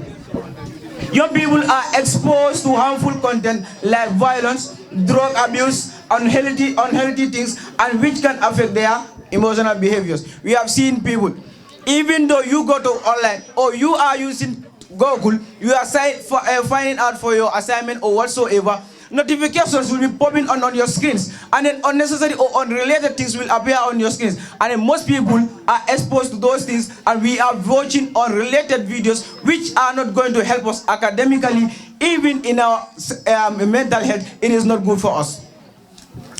Many people are exposed to those unrealistic things because of this advancement in technology. So you cannot stand in front of people and say technology is doing more good than harm in the life of students, where students are facing so many difficulties in their academic, whether in the society, classes, or in the community.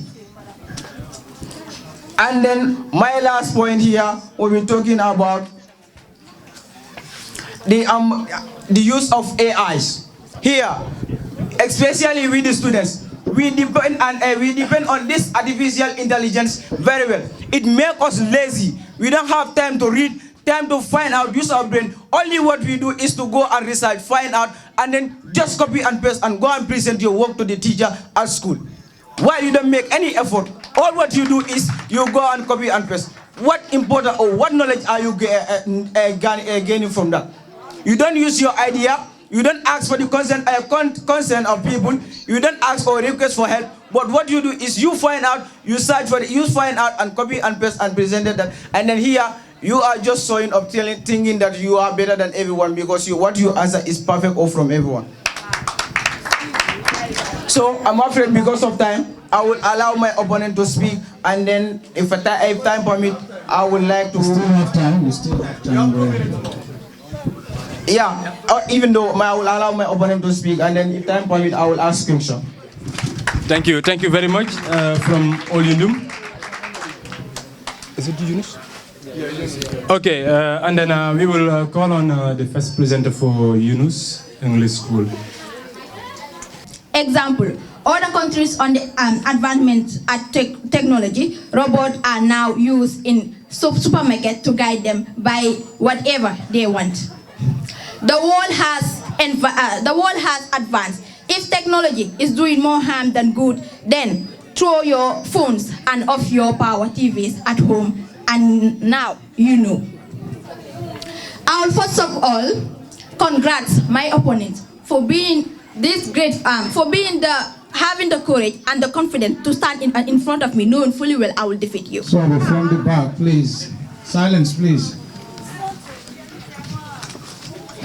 Now, I was saying, technology enhanced learning and also helps students that are differently able through the reading box, whereby students that cannot see will be helped writing exam or whatsoever they are doing and being guided by the glasses that they wear.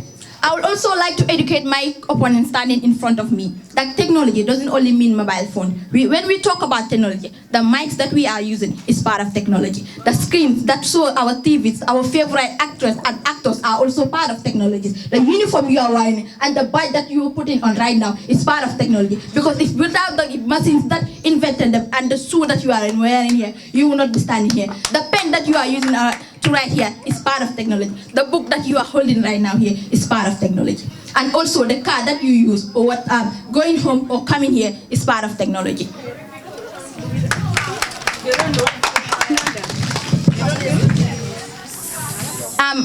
Encourages collaboration and creativity. Technology allows students to work together on projects regardless their location or where they are. Now my opponent, I would like to ask you a question. When you stood here, I stand to be corrected when I'm wrong.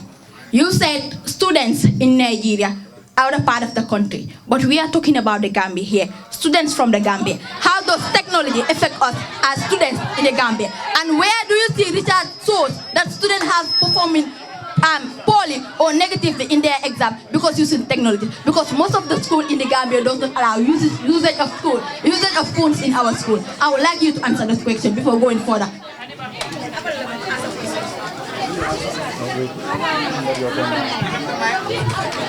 Okay, I will conclude by saying technology is not doing more harm than good in the lives of students. Rather, it educates them and prepares them for the future. We live in a digital world whereby students will be the leader of our country, whereby students are seen to be best leaders. Through the use of technology, students will learn how to escape the obstacles in their life by using technology. One, we have careers. We have career in fields like mass communication. You cannot do that without using IT. That is the computer classes. Let me tell you if you don't know. We also have cyber security. That will also help students to learn how to use technology in a wise way and responsible way, whereby they will not misuse it. We have the 3 Ps, where the one means for privacy, the other one means for public, and the other one means for neutrality. The other one means for the other one means for opinion. And we also have the 6-digit characters, whereby they will also help you to make a strong password, whereby you will not be scammed. And also, my second question will lead you. Do you know what is artificial intelligence? I believe you don't, because you cannot use something that when you cannot use something that you don't know. So, my dear opponents, I would like you to define what is artificial intelligence. Thank you all, ladies and gentlemen. And my points convince you all that technology is not doing more harm than good to life of students. Thank you all. Thank you very much from Yunus Senior Secondary School. So you can jot down the questions, and then later on when the second presenters present, then you can answer those questions. Okay, so I will call on the second presenter for All Yundum. To Dibon is like, she mentioned something like, as my co-debaters already structured everything, as I can see, she was out of context. What my co-debaters has already said and what she was saying is completely different. Then which means you have already misunderstood us. To be frank, we don't understand what you are talking about. Then which means you have to work on your ground and you have to work on your structure.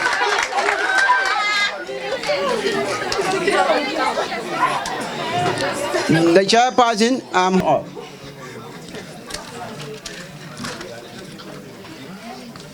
my first point will be based on what you call the effects of social science and technology on the lives of students.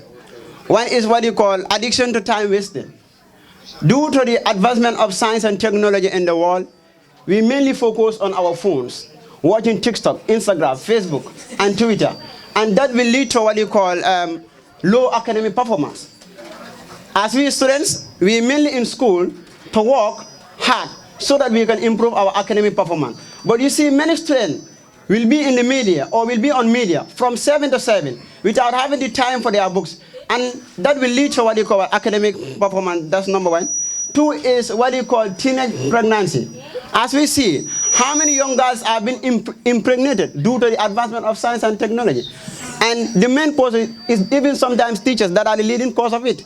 Then I think science and technology is causing more harm than good to the youths and the students alike. Then I think that point have to be put into consideration. The other one is create an adventure for cheating. This is the order of the day. Science and technology has created an adventure for cheating, especially in school. So many students rely on what you call Charter GPT. They will not read their books. And when exams come, they will go with their phones inside the class. They will cheat and they will defeat you without merit. And you, after spending the night at school, working hard, doing everything just to put smiles on your parents' face, someone go and cheat and defeat you, how will you feel? You will feel bad. Then science and technology doesn't bring any form of improvement, but it's trying to. I don't see any form of improvement when it comes to science and technology, but it's trying to boost our mentality. It's trying to bring what the things that, it doesn't show any form of ethic. Then science and technology have more harm than good in our life and at student alike. The other one is what you call social isolation. So many people today isolate the media because of, I'll just take an example from the girls as the way we use the media. Doing TikTok, exposing our body. We think that the area is just the state of being exposing yourself. No. The state of area is being wearing clothes, you put on clothes that you know that will cover your body.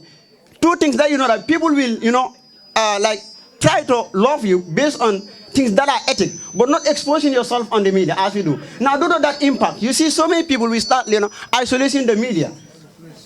This is all about this is also part of the, how to call it, the negative effects of technology on the lives of students. The other one is also what we call null watching strange. I will quote it from, I just joined it with the teenage pregnancy. So many of us, sorry to say this, but then we use the pornography we watch, and whenever we watch that pornography, it brings what you call mentality disorder. People will, as a student, you'll be even in class, a teacher will be explaining, you'll be opening your mouth, the teacher will be thinking that yes, this person is grasping or understanding what I'm trying to say. Why the person, because of the pornography that the individual is using. Then if I am not convinced on what you people are trying to say, and the main the thing that even make me to not understand is you people were not even in line with according to how my co-debate structure. You people were out of context, and people who are out of context, I don't debate with them, but I debate. This is the real news.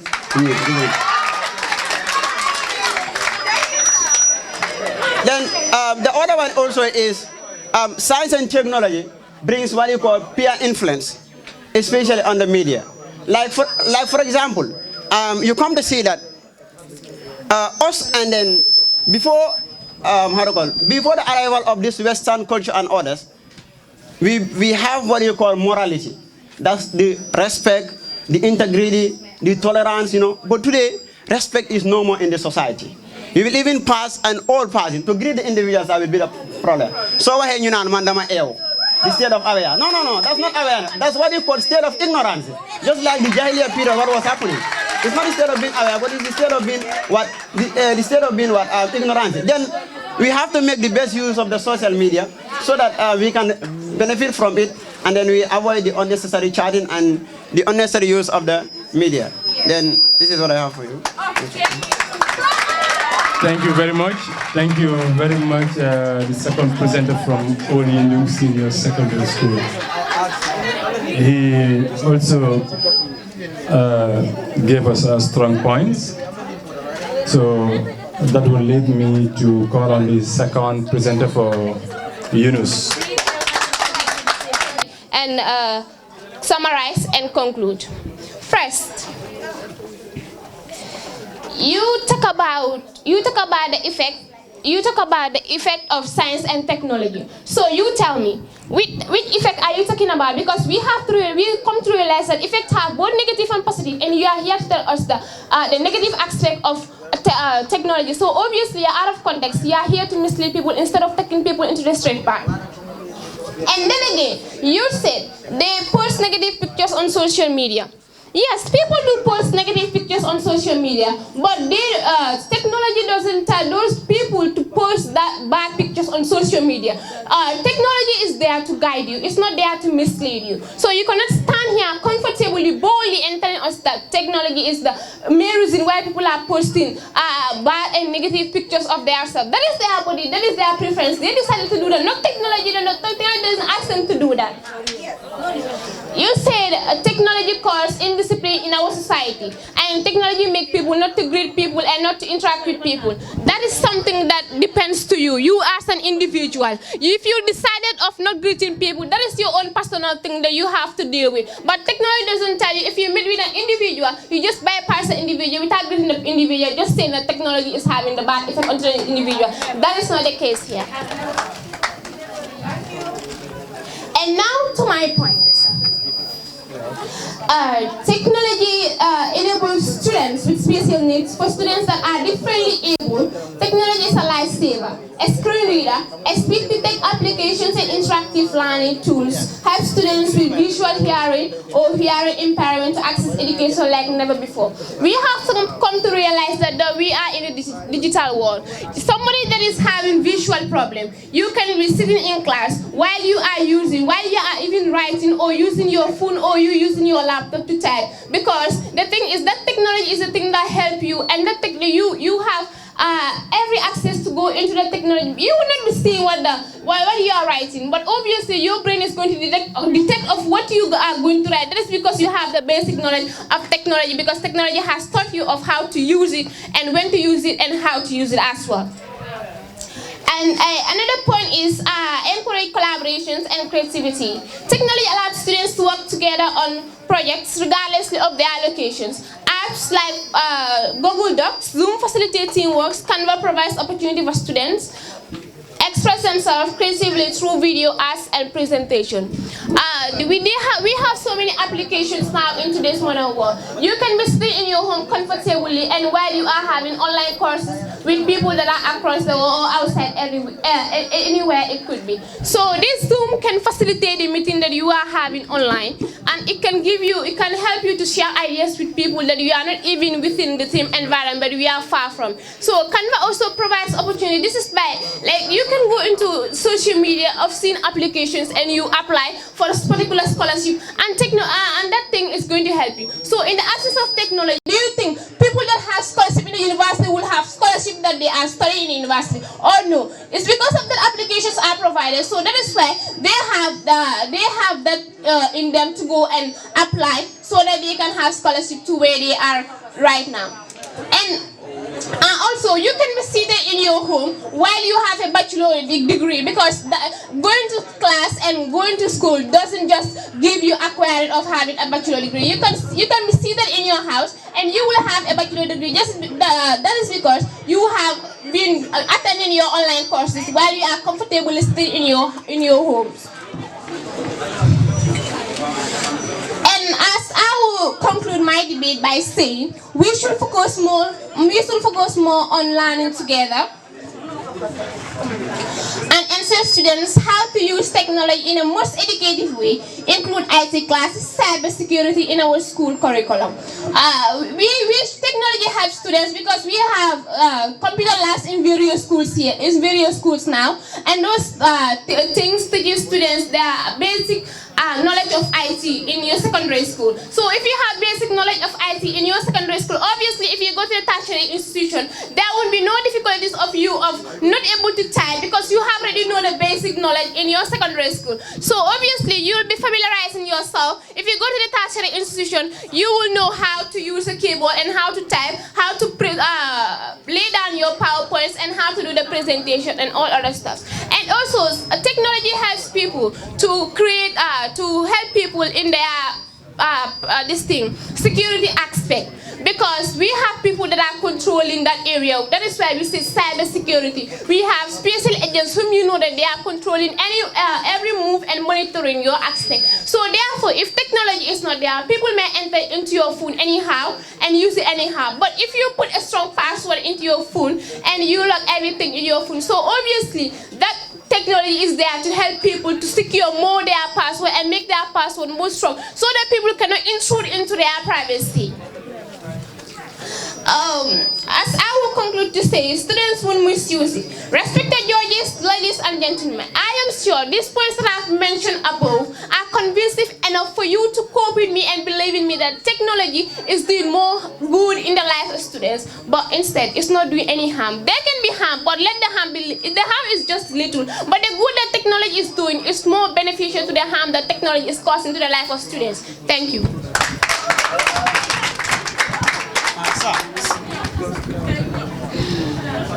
because of technology, robots are introduced. I don't deny that fact.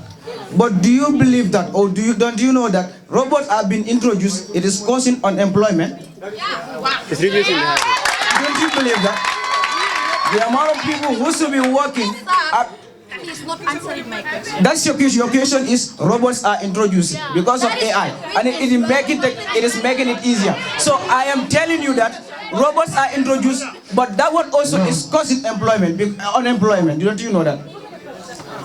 And your second question is, you made mention of technology is not only for, like, I don't know whether you don't understand the question or what. But let me but let me tell you that technology, when I said it is not only about the government, is it only Gambians who are using WhatsApp, who are using Facebook? Is it only Gambia? So why are you saying that we are talking about Gambia or this one? So I mean here, you don't understand your topic, and then you don't know what you are talking, you don't even understand what you are talking about. Because when we are talking about, when we say technology, we are not talking about Gambian technology, because even the topic we said, technology is doing more harm than good in the life of students. You don't say Gambian students, but the life of students. So how can you say that technology is, we are talking about technology in the Gambia? Thank you. Okay, she mentioned something like collaboration. She said that science and technology has because I just quote from what you said, science and technology, they match. Even in the Quran, it talks about science and technology. The science and technology is available. But then, you said something like, science goes with technology, technology goes with science. If you don't know, let me make it clear so you can understand. That's one thing. Two, you talked about something like collaboration. You said that science and technology brings what you call collaboration. Every day, if you go to social media, we have what you call car group. People are every day exposing one another based on the social media, insulting one another. There is no morality because of the advancement of science and technology. Before the advancement of science and technology, all these things were not existing. The pen is mightier than the sword, but luckily for me, my opponent forget to bring both of them. It is said in French, "Sa grand homme, ya une grande dame derrière." But it seems like the women that you bring behind us, they are misleading you. You even misled us by giving us the wrong topic. We said technology is doing more harm than good in the life of students, not science and technology. That is number 1 point, which means yourself, you mislead yourself. But you also said teenage pregnancy and disrespectful and indiscipline in the society. Those technology go out there and impregnate women. Is technology a human being? My question is, how does technology, listen very carefully and attentively. My question is, how does technology affect the students in the Gambia? And where do we, I want you to give references and evidence, which media house or which media platform have you seen that students of the Gambia are being performing badly because of technology? We are deviating. But this technology is meant for us there to improve us and guide us. But technology doesn't speak to anybody saying that you should go and form car group to be informing each other there. Technology is not doing that. Technology is only there to improve people and show people the wrong way, not the right path.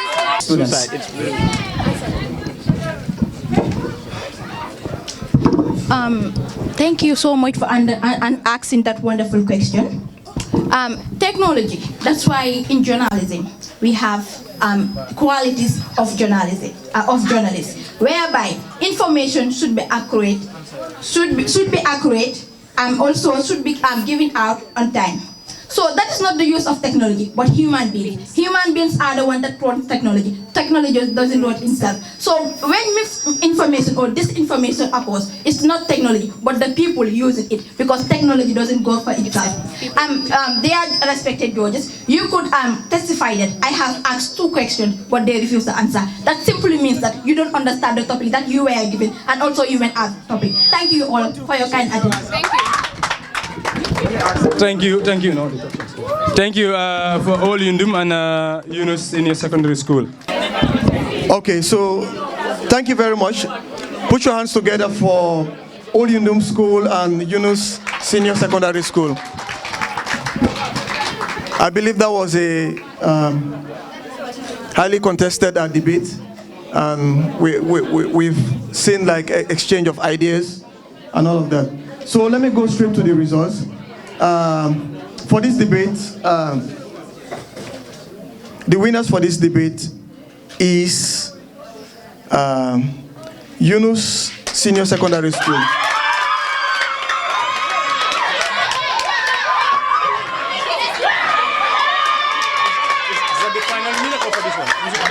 no, for this just concluded one.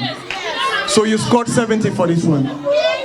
And for Old Yundum, they scored 65 points. Put your hands together for Old Yundum. So because the panel of judges are liberal. Hello. Please, let's maintain decorum on this place, huh? Okay, so right now we are going for the finals. The reason why we are having, please put your hands together for St. Peter's. Okay, so St. Peter's will be going with who again?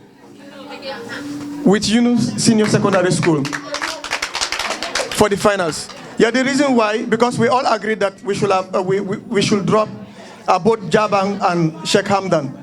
Because for me, I was advocating for Sheikh Hamdan to at least have a go with Yunus, so that at least Yunus can have time to rest also. But then we saw that from the beginning of the whole debate, Yunus have been in almost all of the portions, okay? So right now we are going for the finals. So it will be a contest between St. Peter's and Yunus Secondary School. Sorry, before we have Yunus and St. Peter's on the ground, so we will give you a time to prepare, and then we will have our guest speaker, Mr. Basiru Cham, will give us a piece of advice to the students here. My name is Mr. Basiru Cham.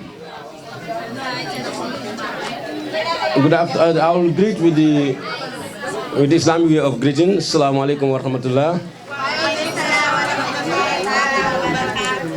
So, to the director of West Coast International Institute, the president of the Student Union, students of WCI, esteemed teachers, distinguished guests, and most importantly, my younger brothers and sisters who are here and our future leaders tomorrow.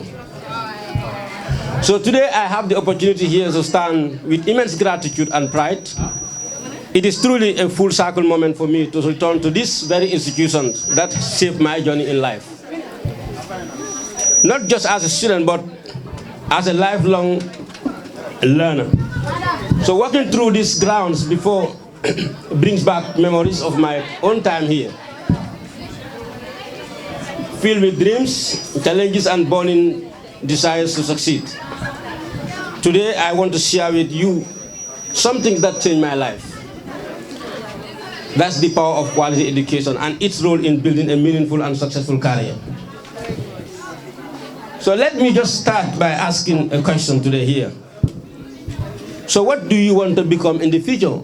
If you are asked the question today, the answers could be, there could be many answers today here. You can be bankers, engineers, teachers, journalists, entrepreneurs, lawyers, and the list goes on. You all know better.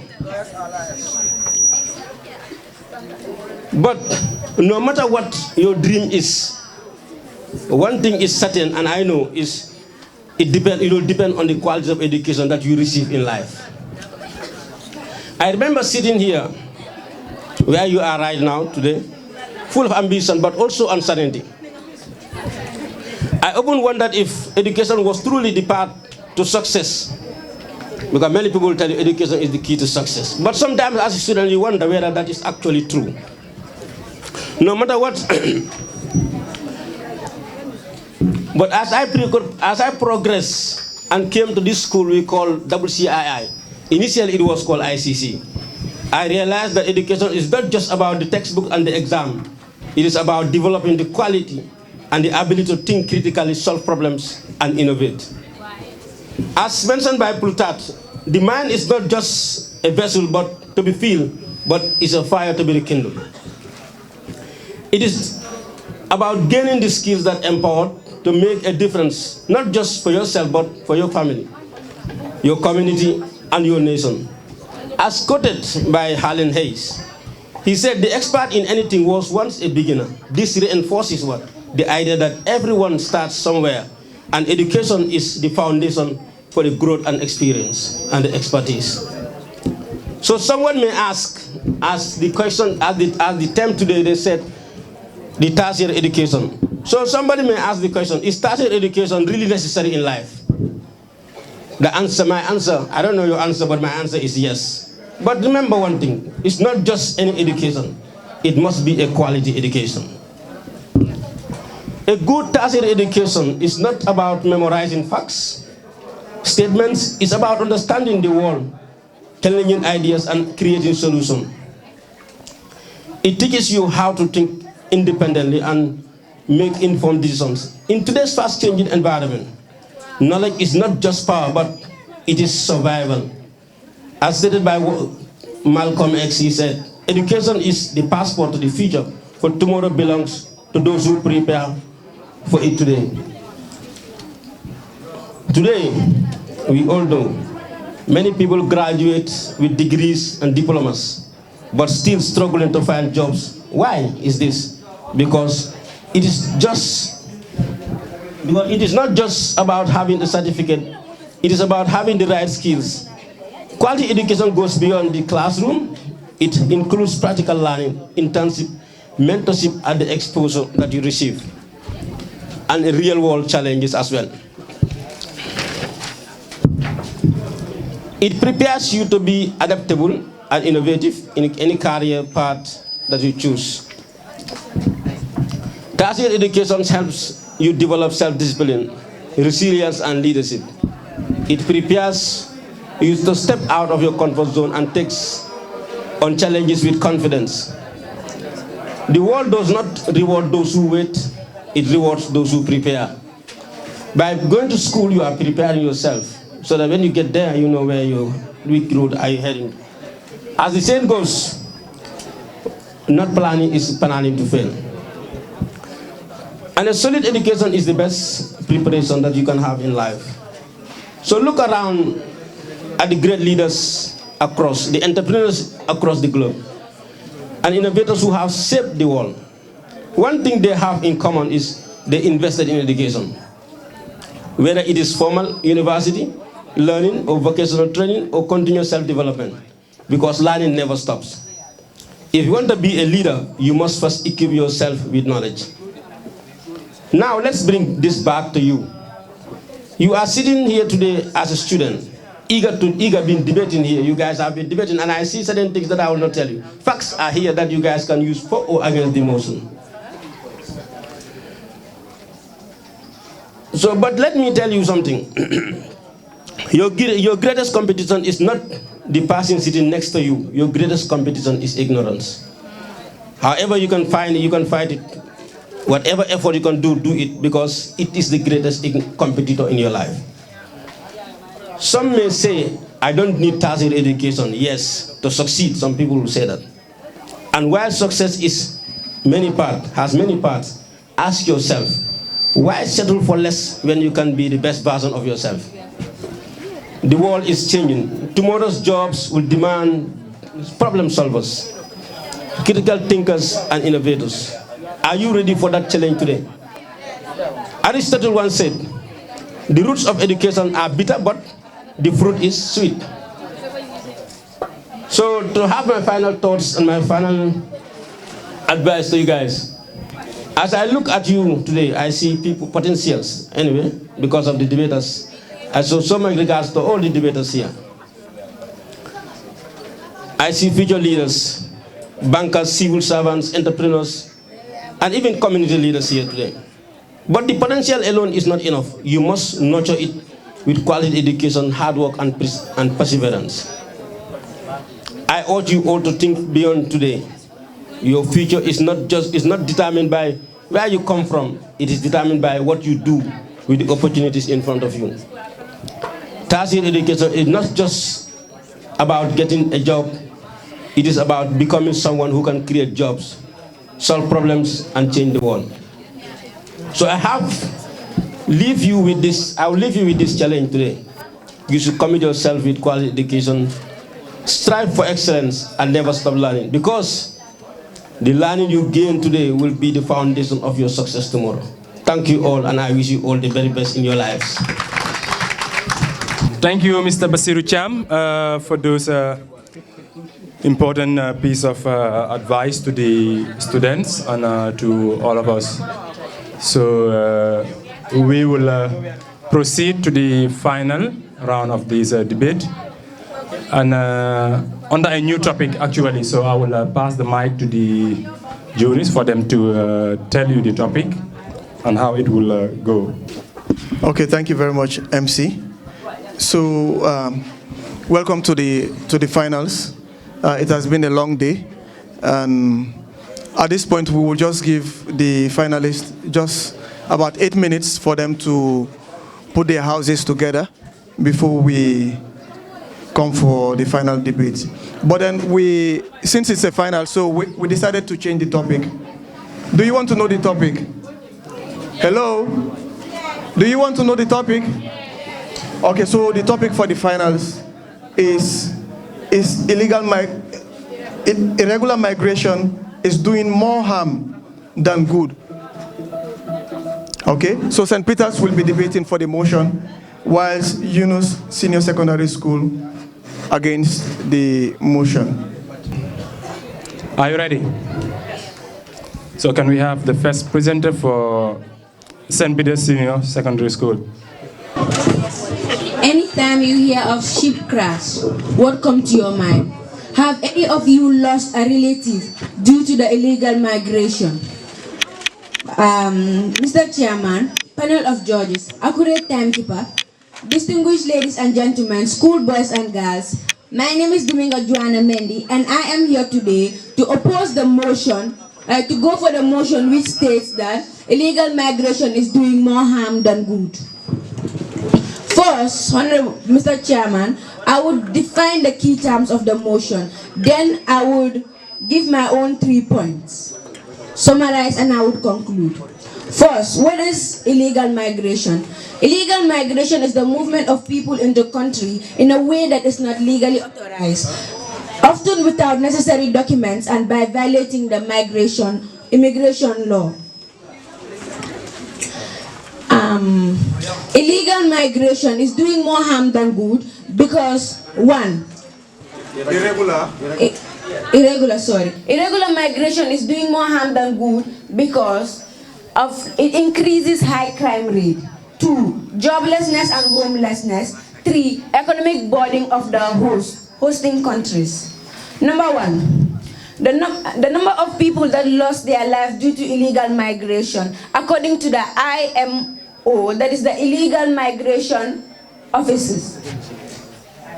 A good number of migrants are detained in countries like Libya, where they are maltreated, which lead to mental trauma and mental issues. Also, when deported, they will not be adding any good to our country, but be increasing crimes for us because of their depressed state. The youth travel through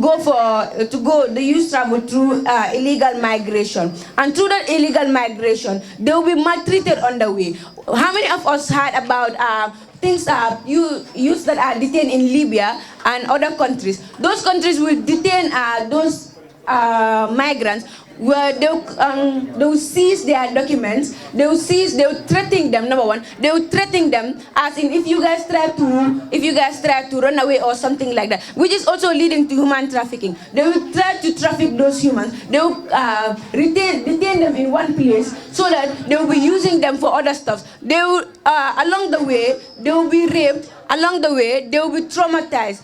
Those people, when they go to the places that they feel like they want to go, they will deport them because the economic of that country cannot contain all of them. Most of them will be deported. Countries that they are going to will come back to these countries that the migrants are coming from to sign a bilateral relationship, so that they will maybe even send money to these countries so that they will bring back their migrants back to this country. Because if migrants are going there, they will not pay no taxes, they will not add no benefit to those other countries. So it will be a burden to those countries. So they cannot contain all of them. They will be bringing them back. And imagine if they bring them back, Me as a person, I am like having confidence that I am going to America to this and that and that and that. And I am deported back. My hopes are shattered, my dreams are shattered, and I am totally in depression. If I come back, I will not add nothing and no value to the country, but I'll be here adding to the crimes, jumping from one place to another, either stealing, yes, these people, I cannot do this, these people will not have this, I cannot have this, these people will not have it. They will add the crimes to the country. They will not add no benefit to us because of their depressed state. They will be maltreated on the way, like I said earlier. They will be maltreated on the way, going to their destinations. They will be captured, captivated, all the traumatizing, all the stress, the fear of being captured. You not just being the fear, you can be captured. If you are captured, how will then they will use you to traffic, then they will use you into human trafficking. They will use you. You have 1 minute more. They will use you to traffic you. So they will add the crime rates of this country, and also the joblessness that they will be there. There will be most of them there will not have jobs. They will be homeless there. They will be on the streets not having jobs. They will even in fact go for jobs that they will not even think about doing here, like washing toilets and serving places at dishes. Mr. Chairperson, I have defined the terms of the key terms of the motion. I have given my own 3 points. NPOI. Thank you very much, St. Peters, for those valid points. So we will proceed on to call on Yunus in the school, the first presenter.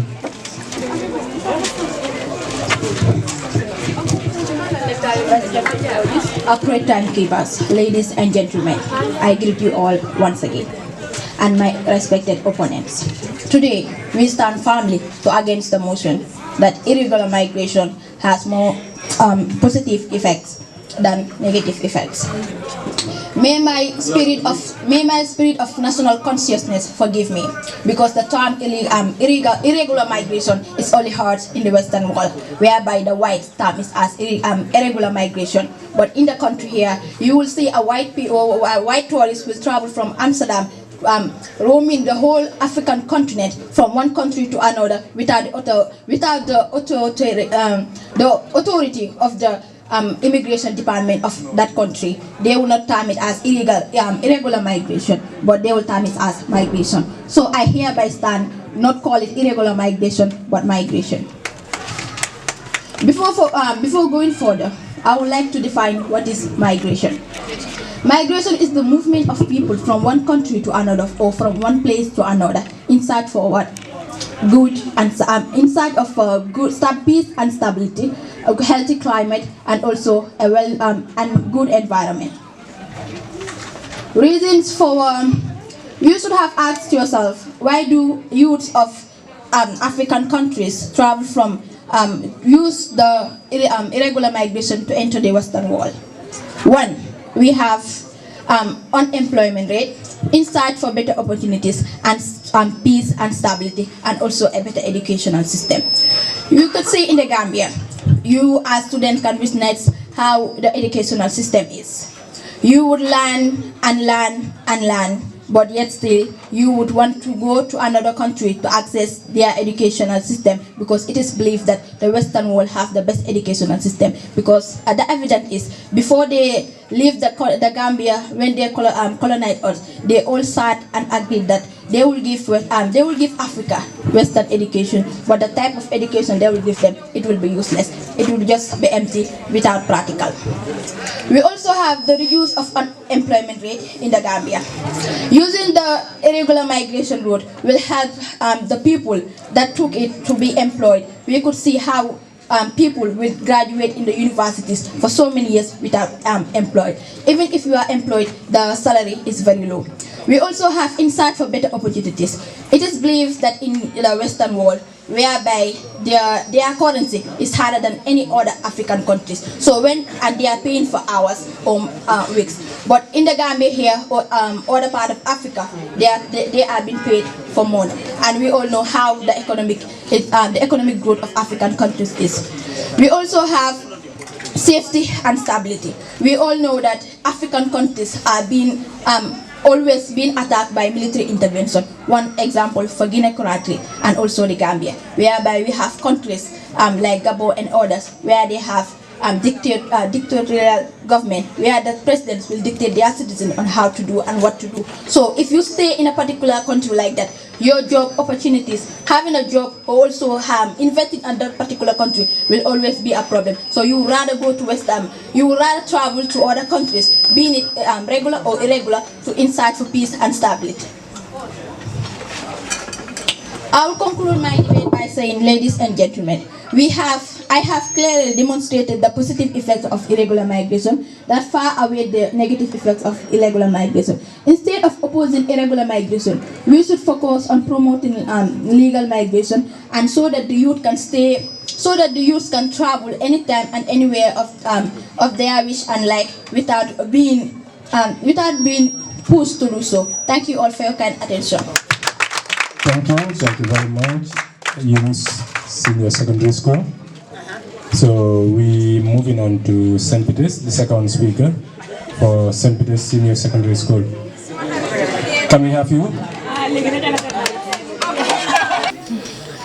Mr. Chairman, panel of judges, a great timekeeper, my co-debaters, and the beautiful audience, I greet you all. My name is Olamide Akinola, a student of St. Peter's Senior Secondary School, and I stand here today to support the motion which says that irregular migration is doing more harm than good. Honorable Mr. Chairman, please, before I go further, allow me to lay down the structure of my debate. I will debate 1 point from the opposing team. I will give 3 solid points of mine before I then summarize and I will conclude. Mr. Chairman, the last speaker of the opposing team came here and totally misled this house by saying that people are finding employment opportunities, that there's unemployment. Mr. Chairman, I want to say this. I want to say something. Let's say the youth are finding other opportunities for employment. Because they don't want to stay in the country and develop themselves and develop the country. Instead, they prefer to go to other people's country and develop themselves. So I believe that if the youth are very determined to work and have a job, they will not only rely on the government or anything for them to have job opportunities. Instead, there are other things that you can take as a job. There are things like carpentry and the others. So I don't see why she should come here and be like there's unemployment, because I strongly believe that if we are determined, there will not be issue of unemployment. If we don't see employment, we will create the opportunities for ourselves. I'll now move on for to my first point, which is brain drain. Mr. Chairman, irregular migration causes brain drain. Let's look at the Gambia right now. Look at the development of the Gambia right now. Can it be compared to other countries? Can it be compared to other countries all over the world? If you compare them, you will see that the difference is very, very far. The Gambia is not developed to the standard it should be, and this is because one of the reasons is because of irregular migration. Because irregular migration causes brain drain. The youth and the people that should stay here and develop the country and make the country a better place are going to other countries to develop that country instead of this country. So how do you expect them to respect us Africans? How do you expect them to respect us Gambians if they are leaving their country that they not develop and going to develop other people's country? I will now move on to my second point, which is xenophobia. Irregular migration can cause xenophobia and social unrest. You can see the case of South Africa right now. Xenophobia is going on in South Africa right now. Xenophobia is like when other African countries, like example, other African countries migrate illegally to another African country, let's say South Africa, they don't want them to stay there. What they do, they usually destroy their houses and destroy their properties. So you can even see on the news that that's what is happening right now. And I have a very accurate source for this information, which is the Pew Research Center in 2020. I will move on to my third point, which is homelessness. So, Mr. Chairman, let's say you successfully migrate to a country illegally and they didn't catch you. But where do you expect to stay? I mean, you are leaving your home country and going to stay in another country. Do you expect them to really create houses for you, and you are even doing it illegally? So obviously the person will be homeless. The person will it even leads to loss of life, because the person will be outside in the cold, wouldn't have much to eat, and won't have enough money on him or her. In some countries, almost everything you do requires documents. So if you migrate illegally, you don't have all those necessary documents for you to even find a job to provide food on the table and to provide a better house. Honorable Speaker, I have successfully debunked the point from the committee. I've given my 3 points, and I want to summarize now. So, in summary, irregular migration just causes things like homelessness and also slows down the development of the country. So I hope that with what I have said here, it will enlighten us and know that irregular migration surely does more harm than good. Thank you. Thank you. Thank you. If people leave their country to other country to go to look for a greener pastures, if they reach to the particular country, they acquire new knowledge and new skills. That is like if they go to a particular country and the things that they are not doing before in their country, if they go to outside the country, they may start learning new things. That is like venturing themselves into construction or any other like skills that can give them earning or income. So if they come back to their country, they will teach other people whom you know that they are not privileged or lucky to be in the country, so that they will be taught of how to do things. So meaning the transformation of knowledge is happening here. You're not into the part of the country and other person is there. So if the person happens to come back, meaning the person is going to teach you new things that you have never been taught of. And the final point is cultural and social retaliations. Retaliations. Like if you, my opponent said, you said if they go, if people move from their country to other countries, they won't have a place to stay. And I say that is not the truth.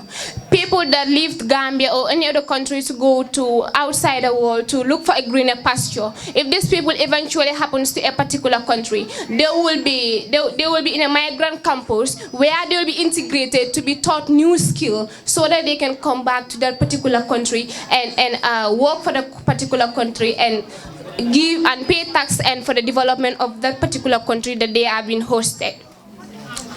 And now to my points. Economic relief, family remittances. This is like when people move in the Gambia here to other Western countries, if they go to the place, they reduce the load that their family is going through. For instance, people that are leaving their country to other country is because they have no choice or option. But who would choose to go to irregular migration if, well, the person knows that if the person ventures to that journey, he is going to lose his life? Obviously, nobody wishes to lose his life. Well, if the person knows that if he entered into this journey, he's going to lose his life. But there is no option or choice. The person has to go to look for greener pastures to feed the family, so that he can make the family into a better condition of living and stable life. And also, according to the recent Central Bank of the Gambia remittance for the Gambia account, 30% of the country gross domestic product.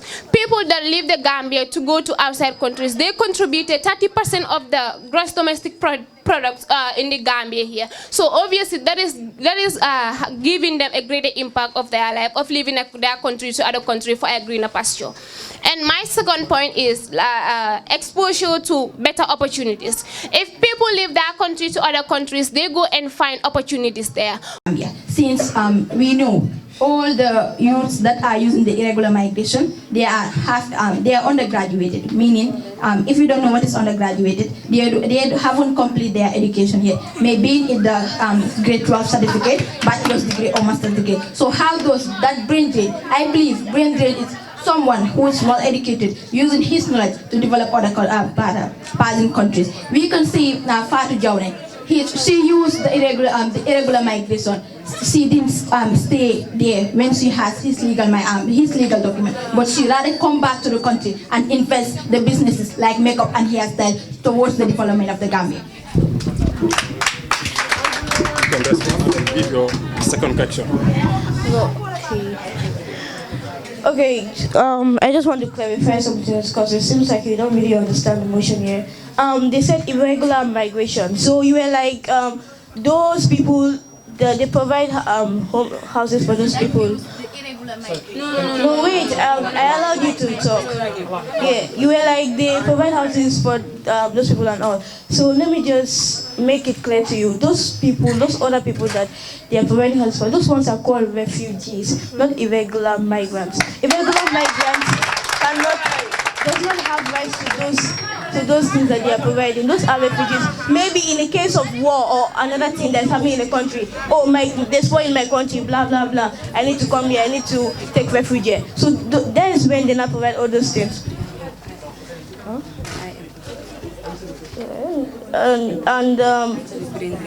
The brain, to answer your brain drain question, you were like, most of those people that are going undergraduates and all, and you just said that with no proof, no evidence. I don't even know how you had the confidence to say that. But the fact is that a lot of people that have graduated from even university are still taking part in this irregular migration due to peer influence and pressure from their families, because their families are very poor. So let me just enlighten you so that you will know that apart from people that are undergraduate, people that also graduate also take part in this irregular migration. I believe your questions have been answered, right? Do you have... Ever, they are irrespective of the countries that they came from, race, religion, or tribe. So therefore, they cater houses for them because they are human beings. So as human beings concerned, their human rights are intact and must be protected. That's why I said the United Nations and its agencies provide houses for them. Like, it seems like you don't understand the term refugee. Refugee is a person who lives for his or her country in search for a peace and stability in terms of war or conflicts in his or her country.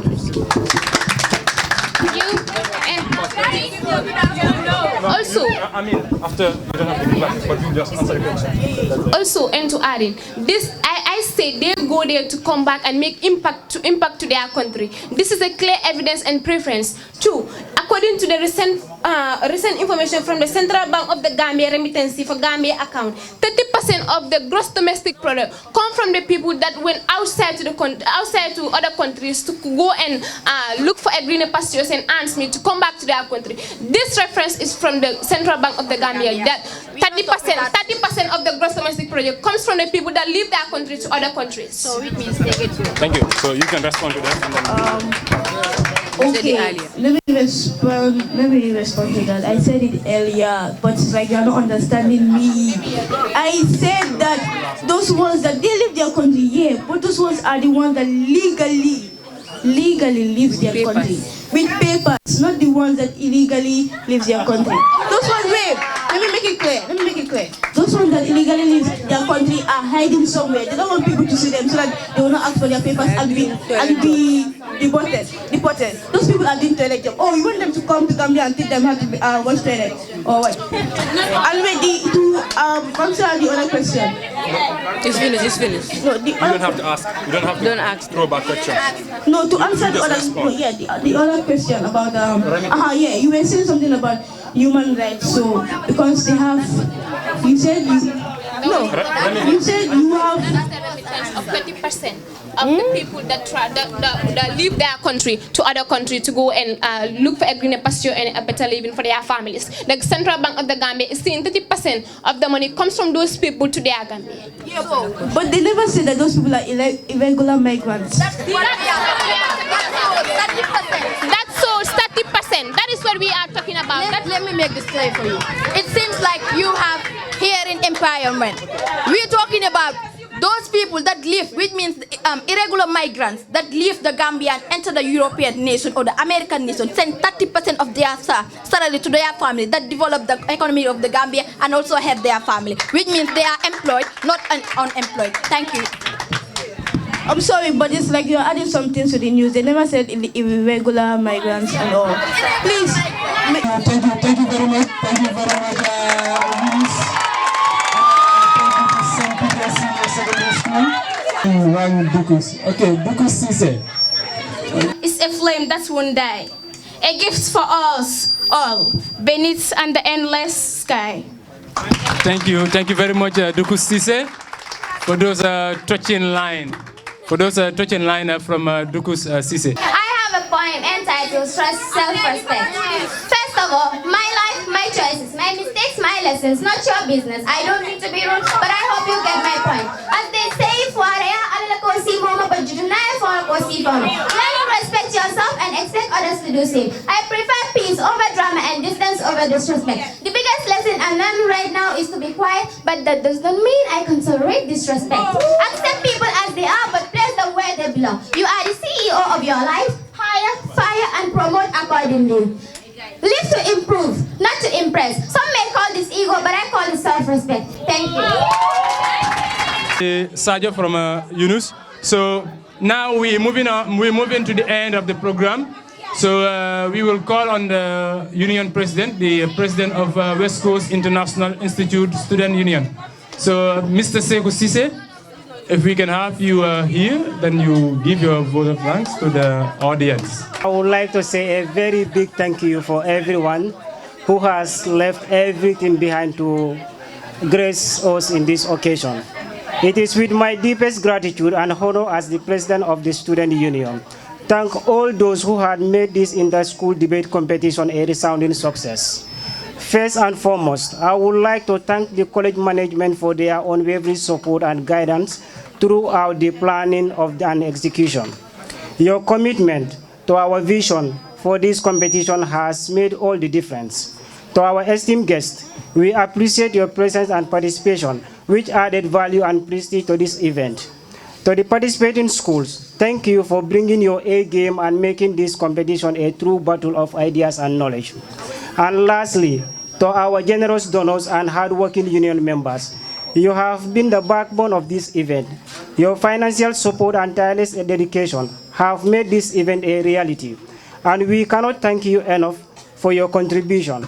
In conclusion, let me extend my heartfelt appreciation to each and everyone who has made this competition a memorable and successful one.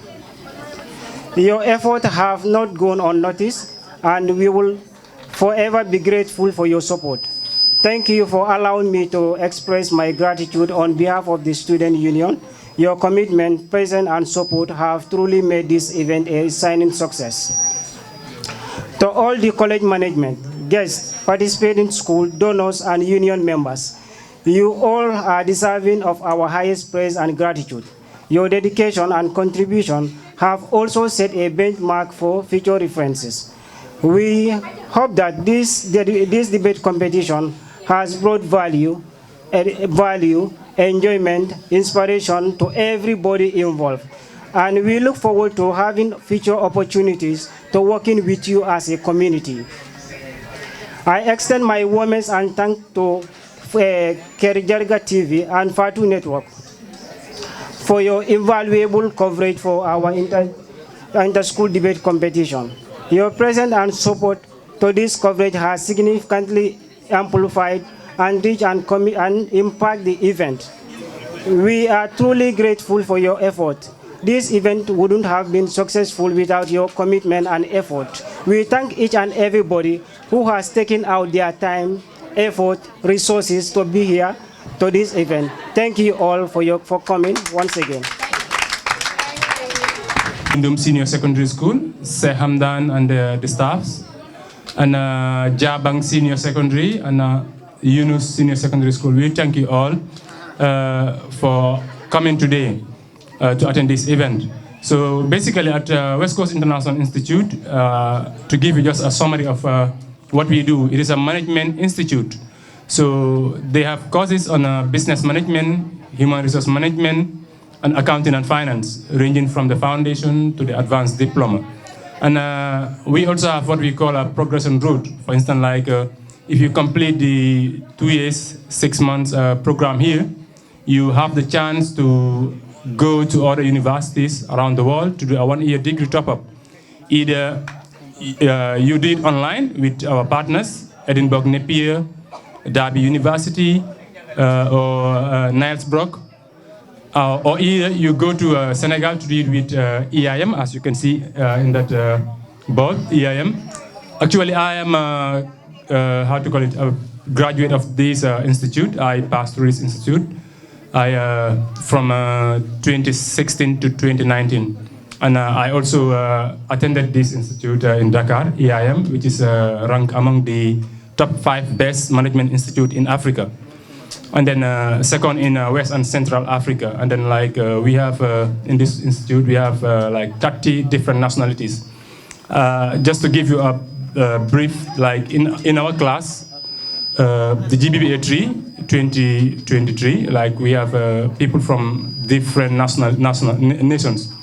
We even have like people from France in our class. So to me, it was a surprise that I was in the same class in Africa with people from Europe. So I was like, what are they doing here? Is it that Africa now has standard?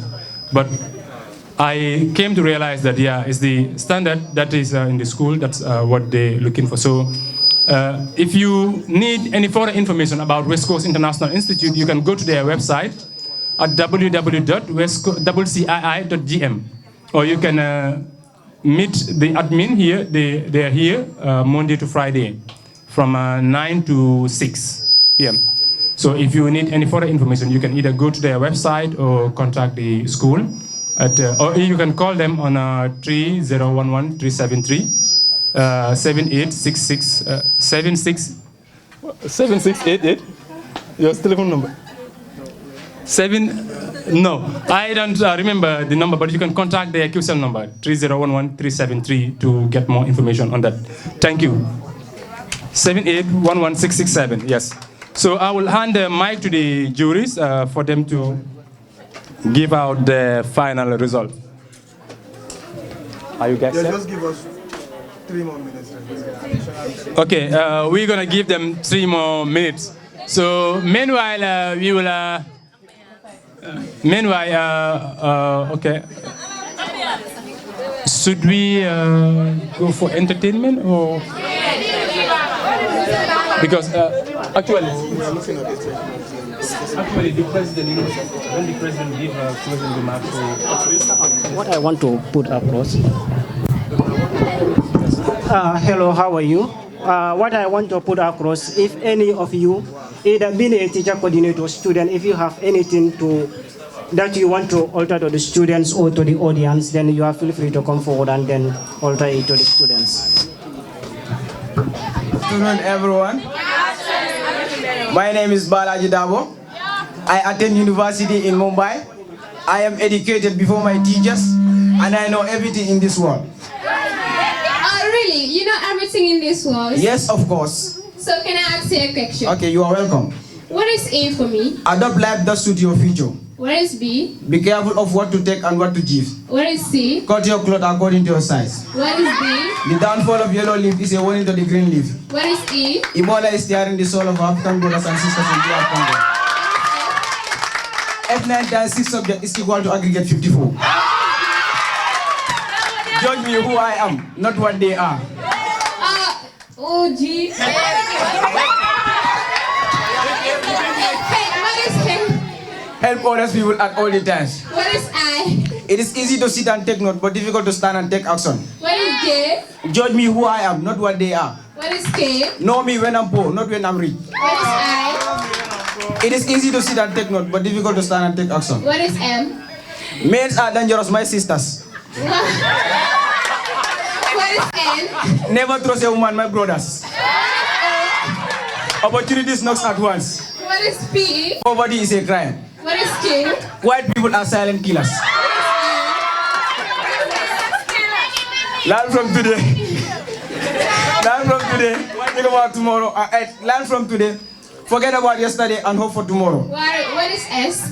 Teachers, students, scouts are always kind to animals. What is T? Teachers are the key to success. What is U? You and I mean to be together forever. What is V? We bunches are self-invited. What is Z? Zebras are many. With self-discipline, most anything is possible. What is Z? Zebras. What is X? A scout is kind to animal. What is that? Why you and I mean to be together forever? What is that? Zebras are many in Zambia. Thank you. Part of our meeting this evening. I'm sure right now everybody is having goosebumps and emotions are running through our minds and our hearts and all of that. But then, like we said earlier, everybody is a winner. There is no loser. There is, you understand? Everybody is a winner at the end of the day.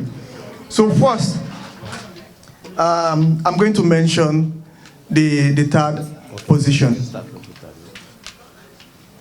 So, ladies and gentlemen, can you put your hands together as we make welcome for Sheikh Hamdan Senior Secondary School. They took third position. Sheikh Hamdan Senior Secondary School. Can we have a round of applause for Sheikh Hamdan Senior Secondary School? And a big congratulations to the name again? Ibrahim Jallo and Ibrahim Jallo and the lady here with the courage and the confidence.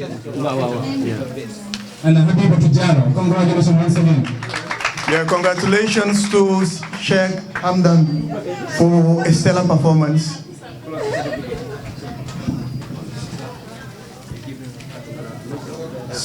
Okay, so as the third runner-up, they are given a cash prize of $1,000. Put your hands together for that.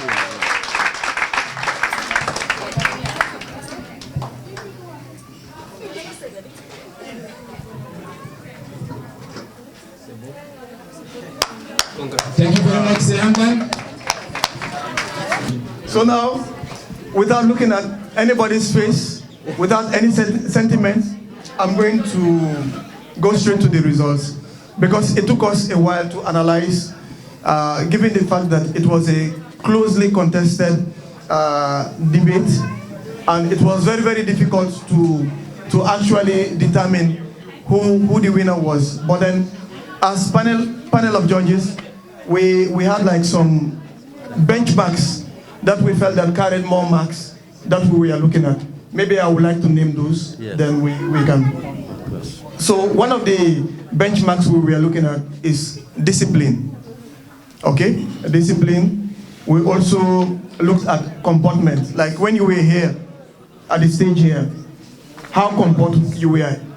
Whether, in as much as you were competing with your fellow debaters, but then also there is what we call game spirit, where you're exhibiting game spirit. That's also connecting with the audience. Do you understand? As you were presenting, I believe there was a point where questions were being asked. We saw how, for some of the presenters, the crowd just went wild. Sometimes when you are presenting again, maybe the crowd were like, okay, what is this individual saying? Or please hurry up and just finish what we are saying. Do you understand? So those were one of the benchmarks as well. For delivery, I think this one was one of the points that also carried more marks as well. When you were here, we were looking at people who know the content.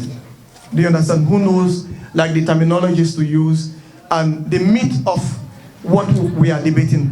Because I believe like we are not only coming here to just listen, but everybody is coming here to learn and to go home with a renewed mind, right, about the topic. So these were the benchmarks.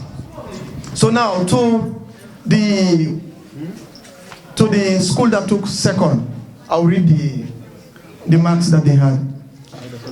Out of 100. Out of 100%, okay? So in terms of discipline, the second, the school that took second position, they got 30 out of 100. Okay, for that. Meanwhile, the other school got 70. Okay? So I guess right now you are thinking in your mind, who was it? I don't know. So for comportment, one of the schools scored 60. Meanwhile, the other school scored 40. Connecting with the audience. This one, according to the panel of judges, it was a closely contested one. So it was 50-50%.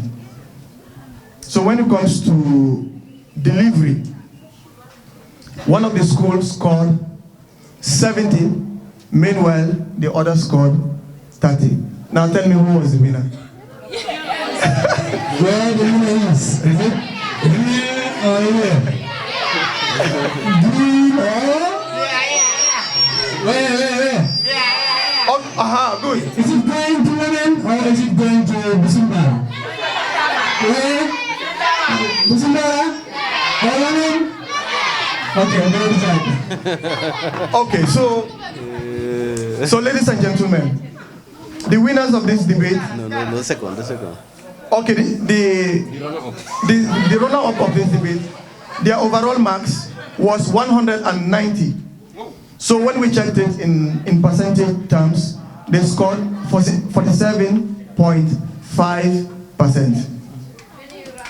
Round of applause for them. Meanwhile, the winner scored a whopping 210 scores. And the percentage is 52.5. So should I announce the winner now? Okay, so at this point, ladies and gentlemen, put your hands together. For me. Okay, so the winner for this debate is no other but St. Peter's Senior Secondary School. Put your hands together for them. So, Yunus Senior Secondary School, we are the runner-ups, and they had a margin of 190. Huh? No. 100. So again, the runner-up scored 190 points. Meanwhile, St. Peter scored 210 points. Okay, so these are the winners. Congratulations to St. Peter's and congratulations to Eunice Senior Secondary School. Mr. EBJ to do that presentation. And there's a cash prize of 2,000 blessings for the runner-up.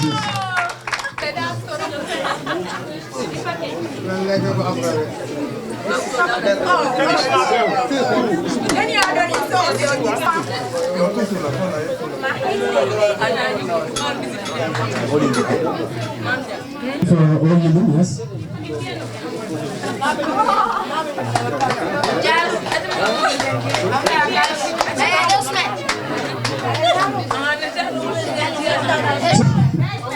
We will call on St. Peter's Senior Secondary School. The winners, a round of applause for St. Peter's. And